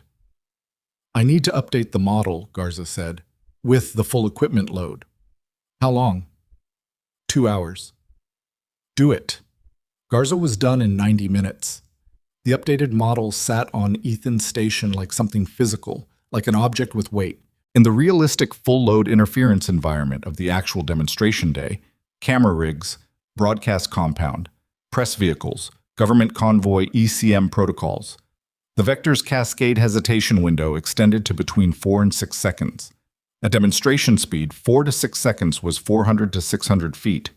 He looked at it for a long time. Then he picked up his phone and called Vivian. She picked up on the second ring. Garza updated the interference model, he said, with the full demonstration equipment load including government convoy, ECM protocols. The hesitation window goes to 4 to 6 seconds under realistic conditions. Silence. Vivian, I heard you.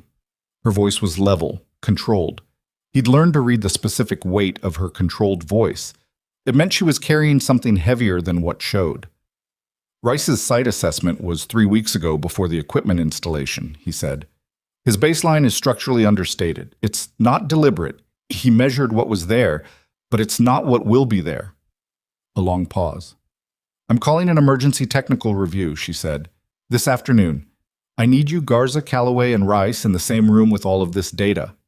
Okay. 4 o'clock, main conference room at headquarters.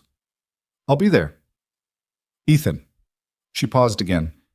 If Harlan comes in with his team and tears this apart, if there's a legitimate counter-argument I'm not seeing, then you'll have all the information in one room and you can make the right call, he said.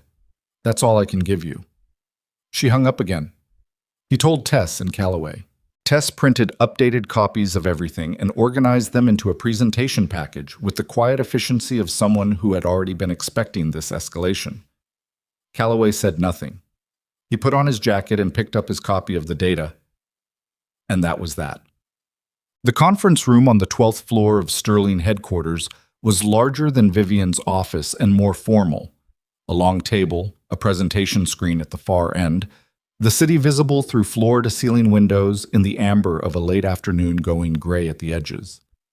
There were 9 people in the room by 4:15, Vivian at the head of the table, Ethan and Garza and Calloway on one side, Harlan Rice and 3 members of his autonomous systems team on the other, and Sterling's legal counsel, a quiet woman named Priya Anand, at the far end with a yellow legal pad and an expression of professional neutrality.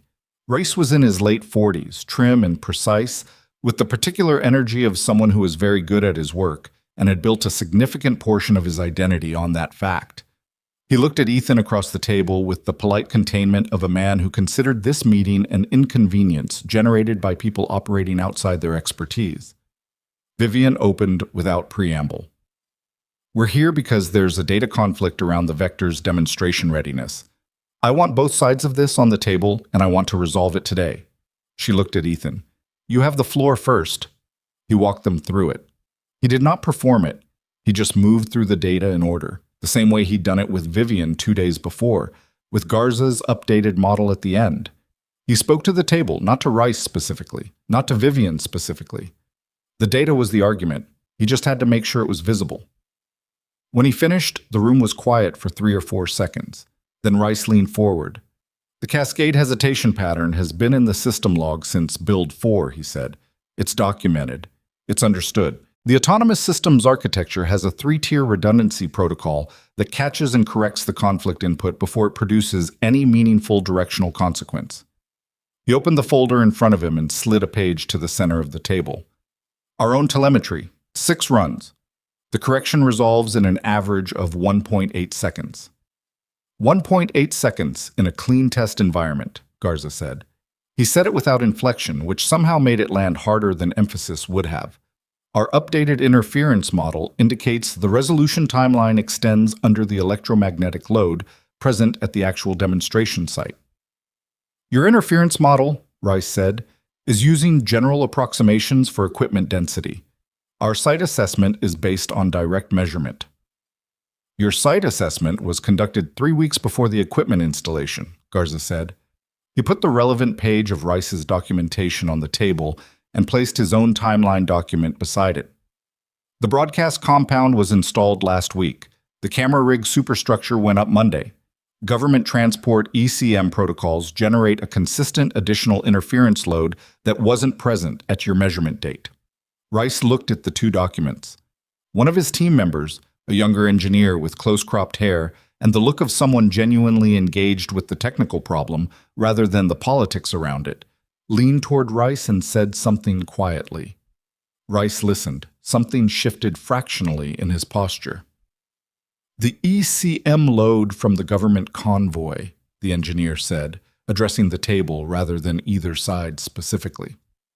What's your source for that figure? Standard protocol documentation for executive transport, Ethan said. It's publicly available from the Transportation Security Framework, consistent across all events with confirmed senior official attendance. The engineer looked at Rice again. Marcus, Rice said. The ECM load is real, Marcus said. Not apologetically, just factually. We didn't model it because the government confirmation came after our site assessment date. He paused. If that load is as documented, it changes the interference calculation. The room held that. Rice sat with it for a moment. He was a precise man in full possession of his professional pride, and Ethan watched him work through the genuine intellectual problem of the data in front of him, which was separate from, and in some ways harder than, the political problem. If the ECM load changes the interference calculation, Rice said slowly, then we need to rerun the resolution timing model with the corrected baseline. He looked at Marcus. How long? If we start now, 8 hours, maybe 10. Rice looked at Vivian. We need tonight, he said. His voice had changed. Not the defensive register anymore. Something more honest in it, the sound of a rigorous person catching up to uncomfortable information. Vivian hadn't spoken since she opened the meeting. She'd been watching both sides of the table with the focused stillness of someone keeping their own reaction out of the room while the data did its work. Now she looked at Rice directly. Run it, she said. If the numbers come back within tolerance, run it first, she said. We'll talk about what the numbers mean when we have them. She looked around the table. Garza, I want you in contact with Marcus's team tonight. Both models should be run against the same input data. She looked at Priya Anand. I want legal on standby. She looked at everyone, settling finally on no one in particular. We're not making a demonstration decision tonight. We're getting the data right first. Everything else waits on that. The meeting broke up. In the corridor outside, Rice stopped beside Ethan while the others moved toward the elevator. He stood there for a moment without saying anything, which was the kind of pause that wasn't the absence of words, but the selection of them. The government ECM load, he said. You've worked events with government transport security present. Yes, Ethan said. Then you knew our baseline was understated before Garza updated the model. I had a strong suspicion, Ethan said. The model confirmed it. Rice looked at him with an expression that was hard to name. Not hostile, not warm. The expression of a precise man recalibrating his read of another person. Who are you? He said. Not rudely, genuinely. I run the assessment team, Ethan said.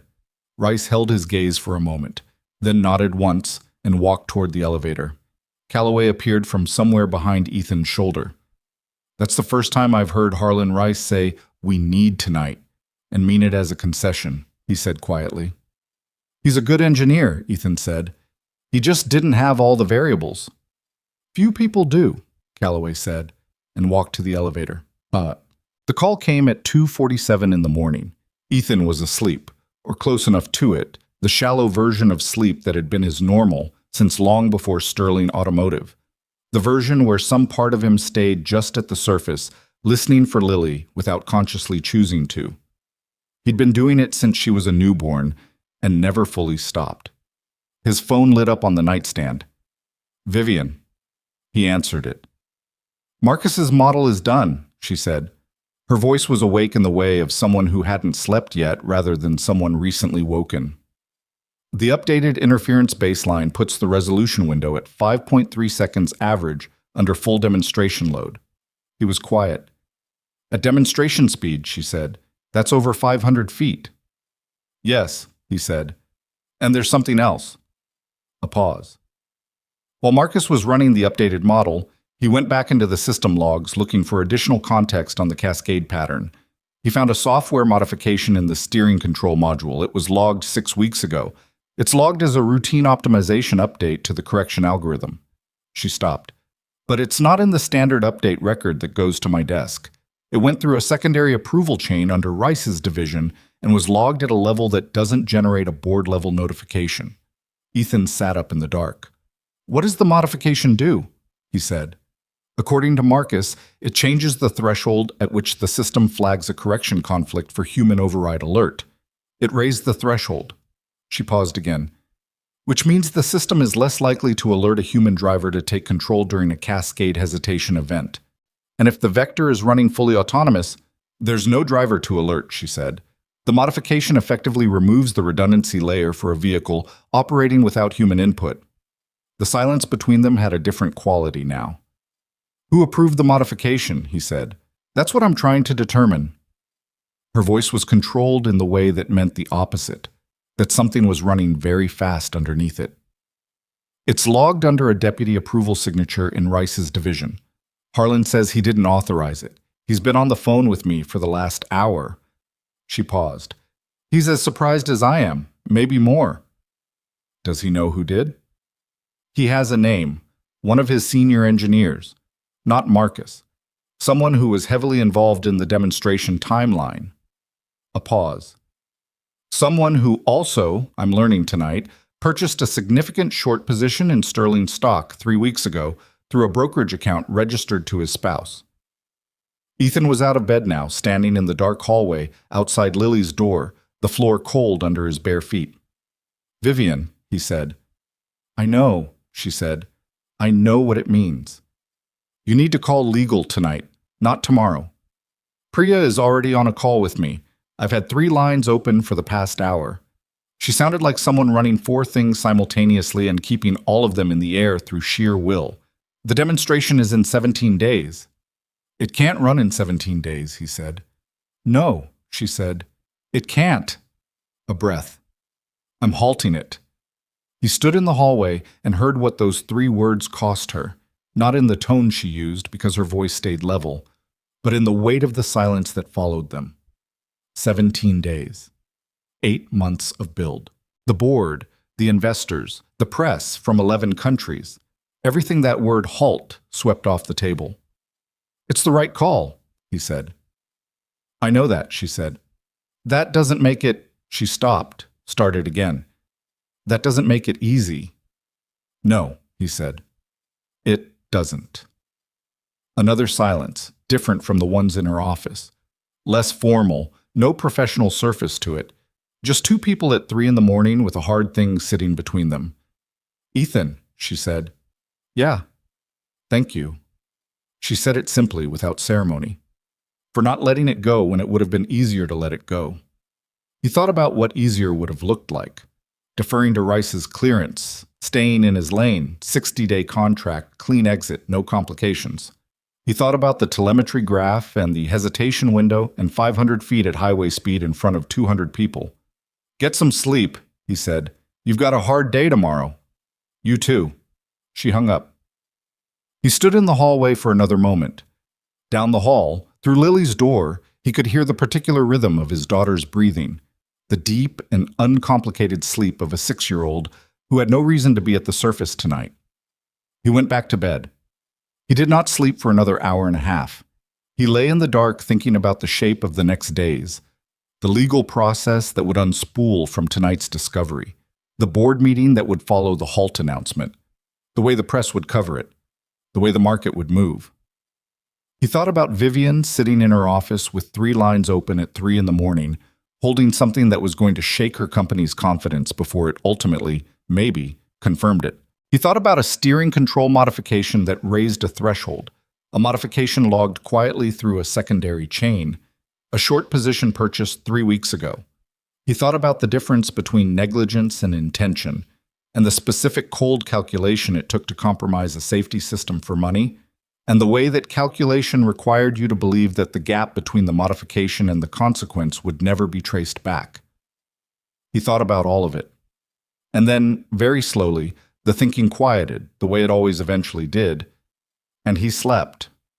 The next morning, Lily poured her own cereal and ate it while looking at a library book about engine configurations, and she didn't ask about his face, which either meant she wasn't reading it or meant she'd decided to let him have whatever was in it.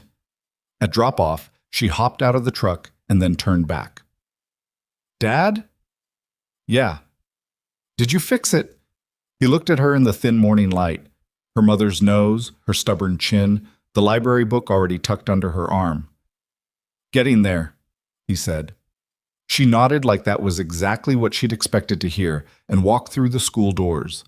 He pulled back into traffic and drove toward whatever came next. The halt announcement went out to the board at 9 that morning in a memo that Vivian had drafted between 4 and 6 a.m., tight and factual and precise in its language, with Priya's legal guidance built into every sentence. The demonstration was being postponed pending a review of the autonomous steering control system and an internal investigation into an unauthorized software modification. Ethan was in the assessment facility when the market opened and Sterling's stock moved on the news. He didn't watch it. He had a report to finish on the Meridian rear differential, and the report wasn't going to write itself, and it was the work in front of him, and he was going to do it. Garza appeared at his station at 10:30 with a cup of coffee. He sat down without comment. "Thank you," Ethan said. Garza returned to his desk. Calloway came in from the test loop at 11 and stopped in the doorway of the assessment room. "Board's having an emergency session this afternoon," he said. "I figured." "You're going to be asked to attend." Ethan looked up from the Meridian report. "Who told you that?" he said. "Vivian called me at 9:15. Calloway held his gaze. "She's going to need you in the room." Ethan thought about the board, about sitting in a room full of people who were going to be looking at a postponed demonstration, a moving stock price, and an internal investigation, and who were going to have feelings about all of it. He thought about Vivian standing in front of them. "What time?" he said. 2 o'clock, Calloway said. "I'll drive." Ethan looked at the Meridian report. He saved it, closed the file. "Okay," he said. He called Lily's school and confirmed the aftercare pickup for 3:15, spoke to a woman named Ms. Okafor, who had a warm phone manner, and told him Lily was doing wonderfully, and had that morning explained to her entire class the difference between front-wheel and rear-wheel drive systems, which Ms. Okafor found charming. He thanked her and hung up. Calloway drove, and they were mostly quiet on the way, which was the right kind of quiet, not uncomfortable, not full of things unsaid. Just 2 people who'd said what they needed to say and were now driving toward what came next. At one point, Calloway said, "Whatever happens in that room, you did what was right." Ethan looked out the window at the city passing. "So did you," he said. Calloway said nothing else. The Sterling building rose ahead of them in the afternoon light, glass and dark steel, the company name cut into the facade in letters that were large without being loud, and Ethan thought about the first time he'd seen it. A wrong address invitation, a worn jacket, his daughter's hand in his, a room full of people who'd already decided what he was. He thought about how much had happened in the distance between that moment and this one. He got out of the car and walked toward the entrance. The board meeting was not what Ethan had expected, which was itself something he should have expected, because in his experience, the moments you prepared for most carefully were rarely the ones that unfolded the way you'd prepared for them. He'd anticipated hostility, some version of it anyway, the specific hostility of people whose financial interests had been disrupted and who needed somewhere to direct the energy of that disruption. He'd anticipated questions designed to undermine the data, or at least to create enough doubt around it that the room could feel better about the cost of what Vivian had decided. What he got instead was something more complicated and, in some ways, harder to sit inside. The board was 11 people. They ranged from a 70-year-old former transportation secretary named Aldrich, who'd known Vivian's father and had the particular stillness of someone who'd survived enough corporate crises to stop being surprised by them, to a 35-year-old tech investor named Pradeep, who'd made his name in autonomous systems and whose expression upon Ethan's entrance was the sharpest and most unreadable in the room. Vivian opened the meeting the same way she opened everything, without preamble, without performance, just the facts in order. She walked them through the telemetry data, the interference model, the software modification, and the internal investigation findings as they currently stood. She was precise and she was thorough, and she did not editorialize, which Ethan recognized as the most difficult version of delivering bad news. The version that trusts the information to make its own argument without the speaker's emotion as scaffolding. When she finished, the room was quiet for a moment. Then Aldrich said, "Who found the telemetry pattern?" "Ethan Brooks," Vivian said. "He leads our vehicle safety assessment team." 11 people looked at Ethan. He'd been in rooms where he was looked at like that before, though the context had been different. He held it without shifting. "The software modification," Pradeep said. "You're telling us it was deliberate, that someone inside this company compromised a safety system to profit from a stock decline." "The investigation is ongoing," Vivian said. "What I can tell you is that a software modification was made without board-level authorization, that it was logged through a secondary approval chain in a manner inconsistent with our standard documentation protocol, and that the individual whose deputy signature appears on that log purchased a significant short position in sterling stock approximately 3 weeks ago." She held Pradeep's gaze. "I'm not going to tell you what those facts mean before the investigation concludes. I'm telling you the facts." "The facts speak clearly enough," Aldrich said. Nobody disagreed with him. Pradeep looked back at Ethan. "The interference model, you had your analyst build it." "Garza built it," Ethan said. "I identified the variables he needed to model." "The government convoy ECM load, that's not standard knowledge for a vehicle safety assessment role." "No," Ethan said. Pradeep waited. "Previous work," Ethan said. Pradeep looked at him for a long moment with the focused intelligence of a man who made his living understanding systems and the people who built them. Then he looked at Vivian. "How long has he been with the company?" Pradeep said. 60 days, Vivian said. Another silence. A different quality to this one. "And where was he 61 days ago?" Pradeep said. "He runs a maintenance contracting company," Vivian said. "He came to our annual showcase as a guest." She paused. "I challenged him to drive the Phantom in front of 200 people because I thought it would be entertaining." She said it flatly, without apology, but without deflection either. "It wasn't my best moment as a leader." Aldrich made a sound that was close to a short laugh. He didn't explain it. "The demonstration postponement," Pradeep said, moving forward. "What's the revised timeline?" "That depends on the remediation," Vivian said. "The software modification needs to be rolled back and the steering control system needs to be revalidated from that build point. Marcus Chen on Rice's team has already started the rollback. If the revalidation goes cleanly, we're looking at 8 to 10 weeks. "The market is going to punish us for 8 to 10 weeks, someone down the table said. "The market would have punished us significantly more if an autonomous vehicle lost directional control in front of journalists and government officials," Vivian said. She didn't say it sharply. She said it like something that was simply true. "I'll take the 8 to 10 weeks." No one argued with that either. The meeting ran for another hour and 20 minutes, working through legal exposure, communication strategy, and the investigation scope. Ethan spoke when asked and didn't when not. He was there as a technical resource, not a decision maker, and he understood the distinction. At one point, Pradeep asked him to walk through the cascade hesitation mechanics for the benefit of 2 board members who had limited technical backgrounds, which he did in the same plain language he'd used in every iteration of this explanation. And the board members nodded with the particular nods of people who are genuinely understanding something rather than performing comprehension. When the meeting ended, Aldrich stopped beside Ethan on the way out. He was a tall man, slightly stooped at the shoulder in the way of tall men who'd spent decades bending toward shorter people, and he had the unhurried quality of someone who'd stopped feeling urgency about the wrong things a long time ago. "Previous work," he said, echoing Pradeep's earlier question. "You're not going to tell us." "It's not relevant to the work," Ethan said. Aldrich looked at him with something that wasn't quite a smile. "Relevant is an interesting word," he said. "I'd argue it's been fairly relevant in the last 2 weeks." He paused. "But I take your point. Some things are a person's own." He moved toward the door, then stopped. "You have a daughter?" "Yes." "How old?"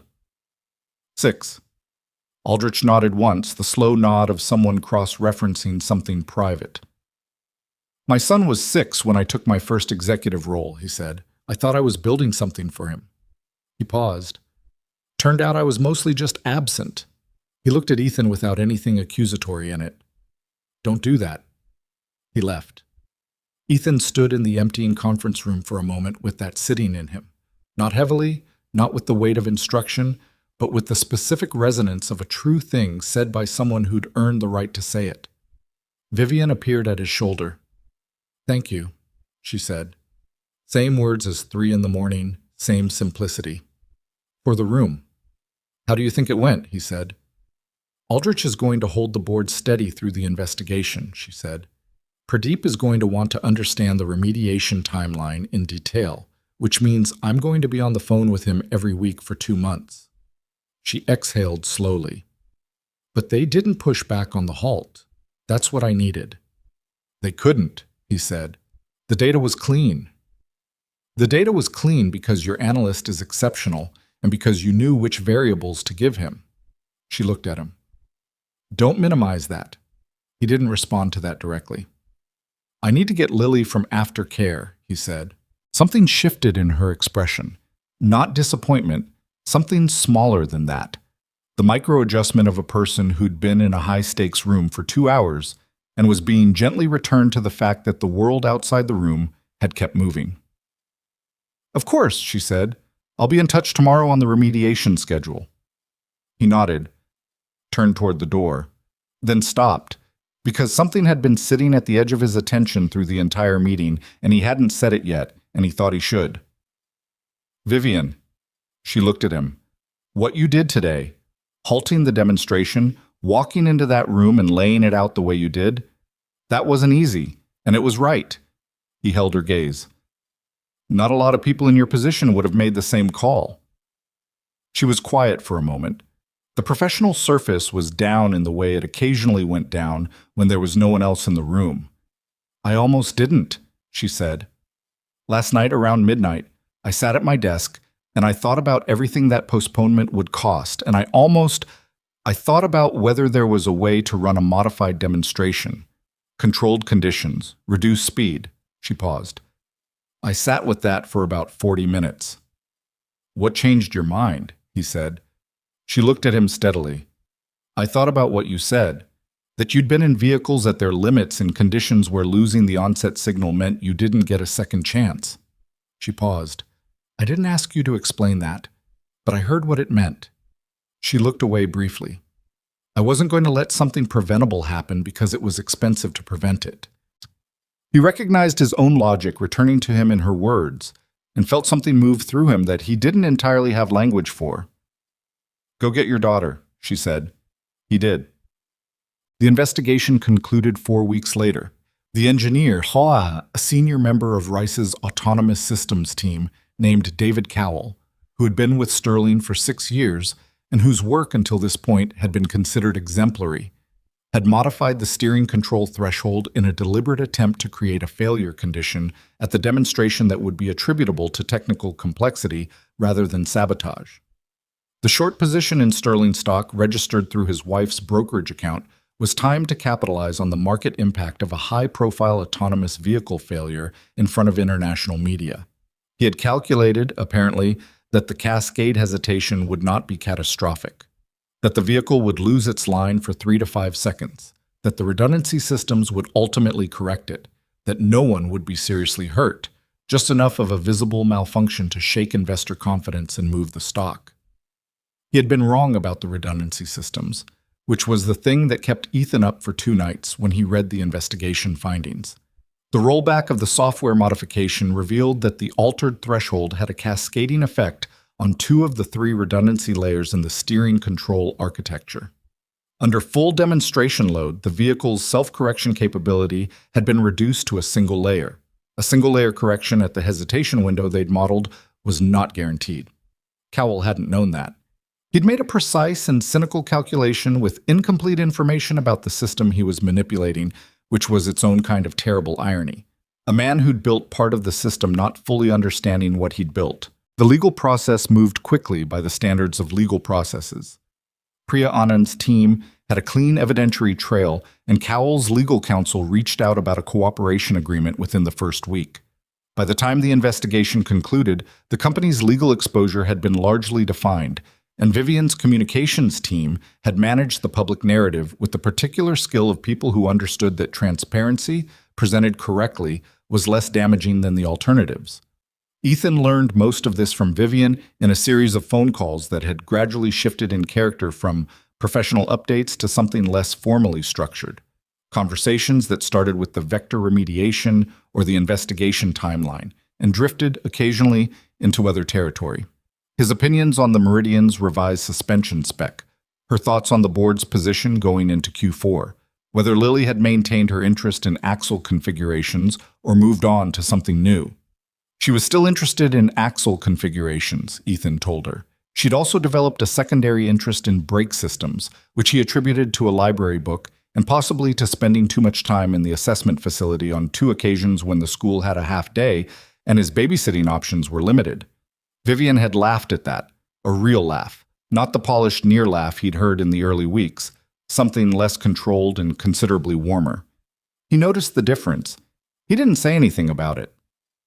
The vector's revalidation was completed in 9 weeks, a week ahead of Vivian's estimate, which reflected the intensity with which Marcus Chen and the remainder of Rice's team approached the remediation. Rice himself had submitted his resignation in the first week of the investigation, taking responsibility for the insufficient oversight that had allowed the modification to pass through his division's chain without detection. Vivian had declined to accept the resignation, which was a decision that surprised the board and that she explained to Ethan one evening on the phone simply as, "He built something good, and he should be the one to fix it. Taking his name off the door doesn't fix anything." Ethan had thought about that for a while after the call ended. The rescheduled demonstration took place on a Thursday morning in early spring, 10 weeks after the original date. The equipment load was the same.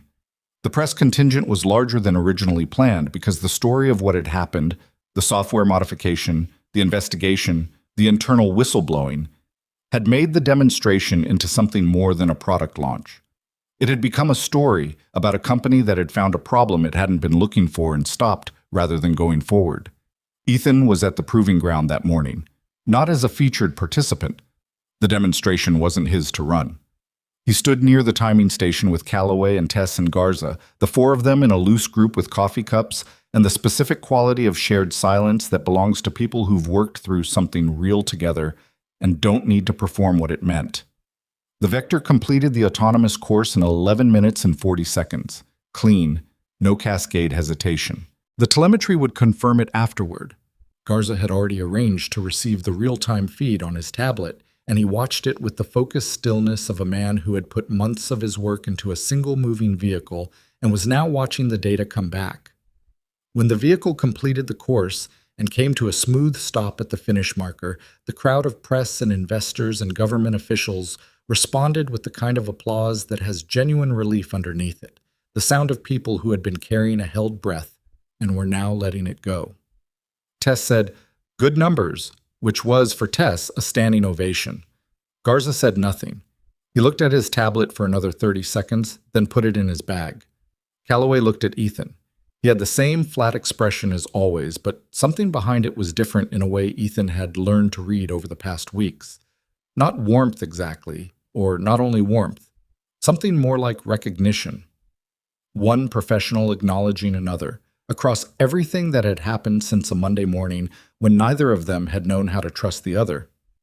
You want to go see the vehicle, Calloway said. Yeah, Ethan said. They walked over together. Yeah. 3 months after the demonstration, Vivian called him at 9 on a Saturday morning, which was unusual. Saturdays were, by unspoken mutual understanding, outside the professional schedule they'd established.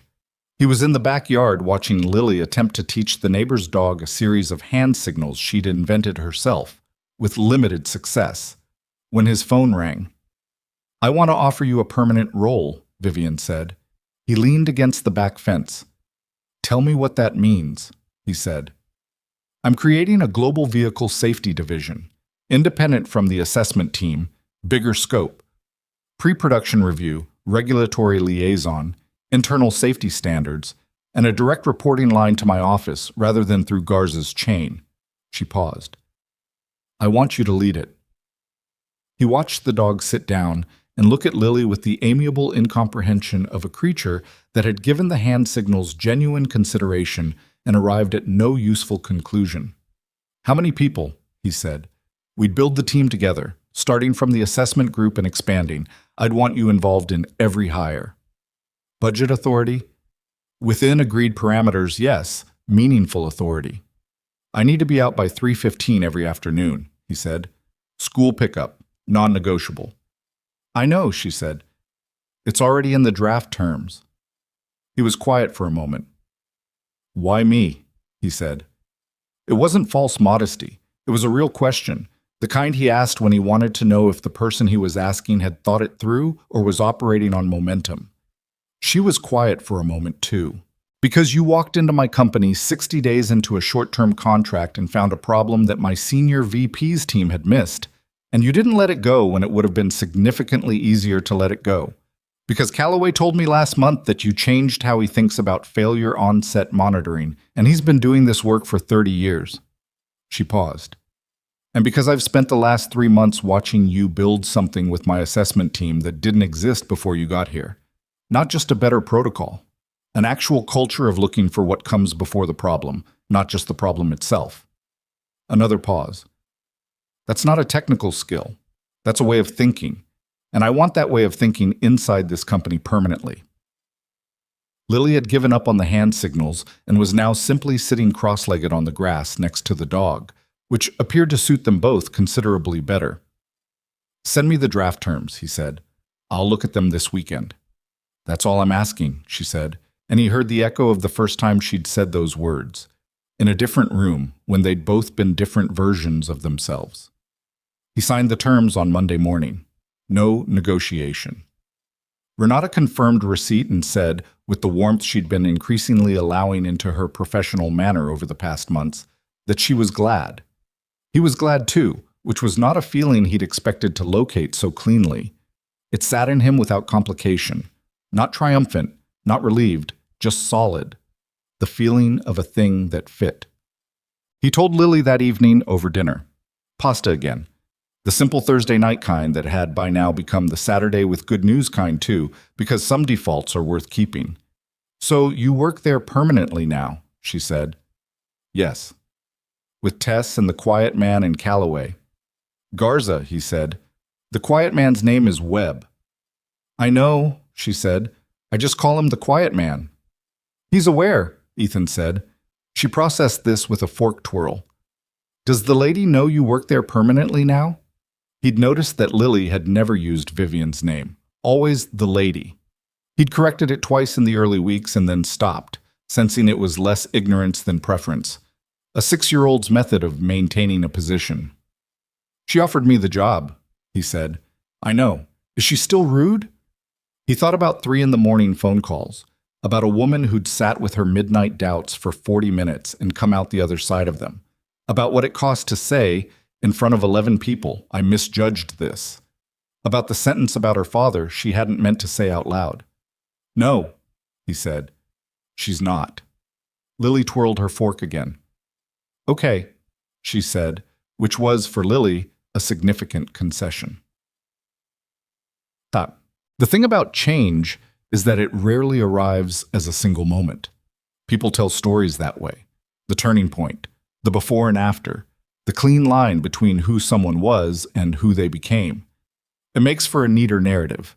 But the actual experience is slower and less decisive than that, more like erosion than rupture, more like a gradual shift in light than a switch.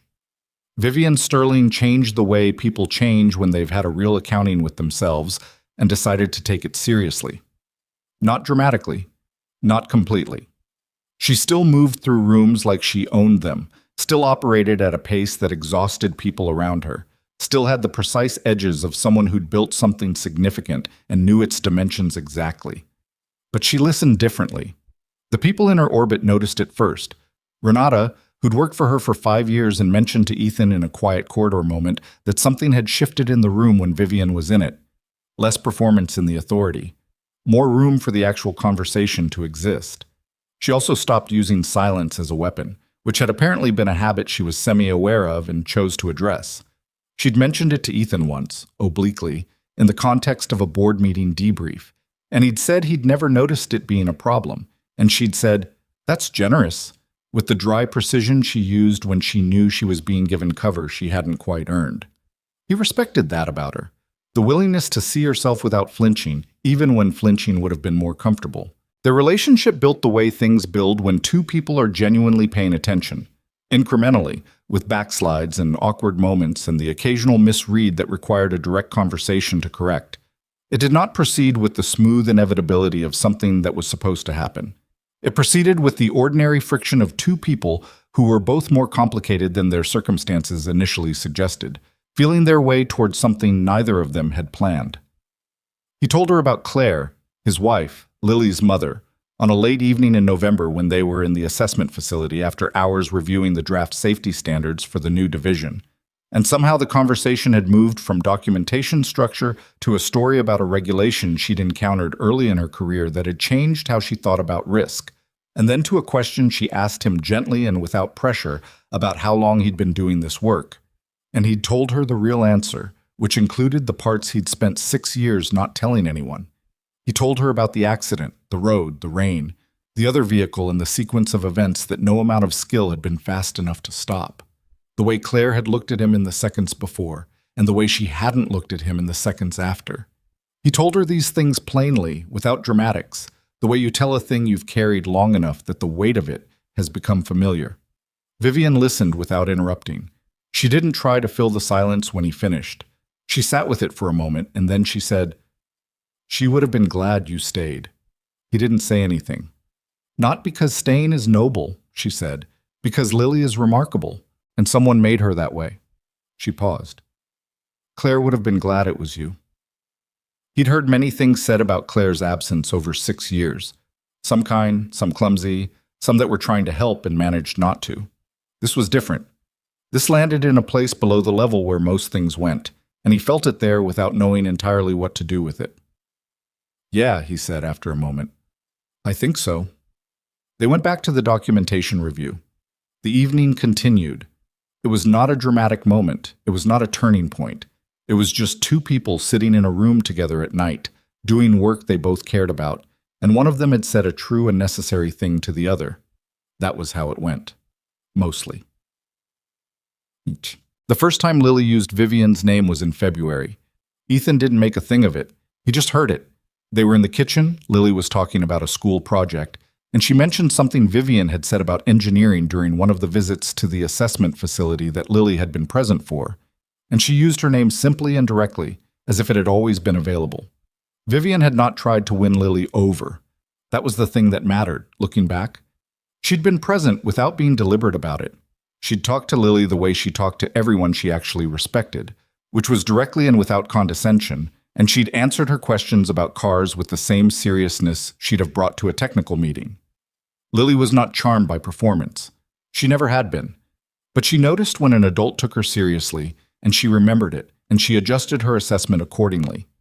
Children are more forgiving than we expect them to be, and considerably less forgiving than we hope, and it usually comes down to something very simple, whether the adult in question is being real with them.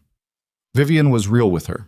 Not immediately, not perfectly, but over time and without pretense, which was the only way that mattered. A year and a half after a wrong address invitation sent Ethan Brooks into the Sterling Automotive Showcase, the Global Vehicle Safety Division launched its first public report, a 40-page document on pre-production safety assessment methodology that established new industry standards for on-set behavior monitoring in autonomous and assisted driving systems. It went out with Ethan's name on the cover and Garza's data architecture behind every number, and it was referenced in trade publications and regulatory discussions in 3 countries within the first month. Ethan read the references with the same quietness he brought to everything, thought about whether the work had been done right, concluded that it had, and moved on to the next thing.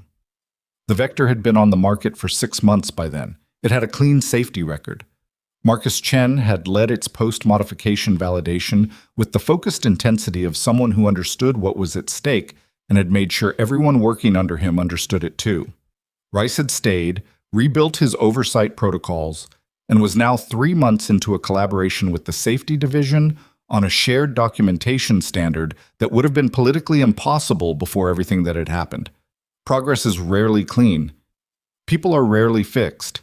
Systems improve because someone holds the work to a standard, even when it's expensive to hold it there. And that standard gets passed around like a tool until more people are using it than aren't. That was the thing Ethan believed, standing in the open doorway of the assessment facility on a Thursday afternoon in early spring, watching the test loop where Callaway was running the latest pre-production model through the extended on-set protocol that was now simply how they did things here, the default and not the exception. He believed it not because it was comforting, but because it was what he'd seen. He heard footsteps behind him. Vivian, who'd come out from the main facility with 2 cups of coffee and the look of someone who'd been in back-to-back calls all morning and had decided to take 10 minutes. She stood beside him and handed him a cup. "How's the new model handling?" she said. "Ask Callaway." "I'm asking you." He looked at the vehicle completing the S-curve sequence on the loop.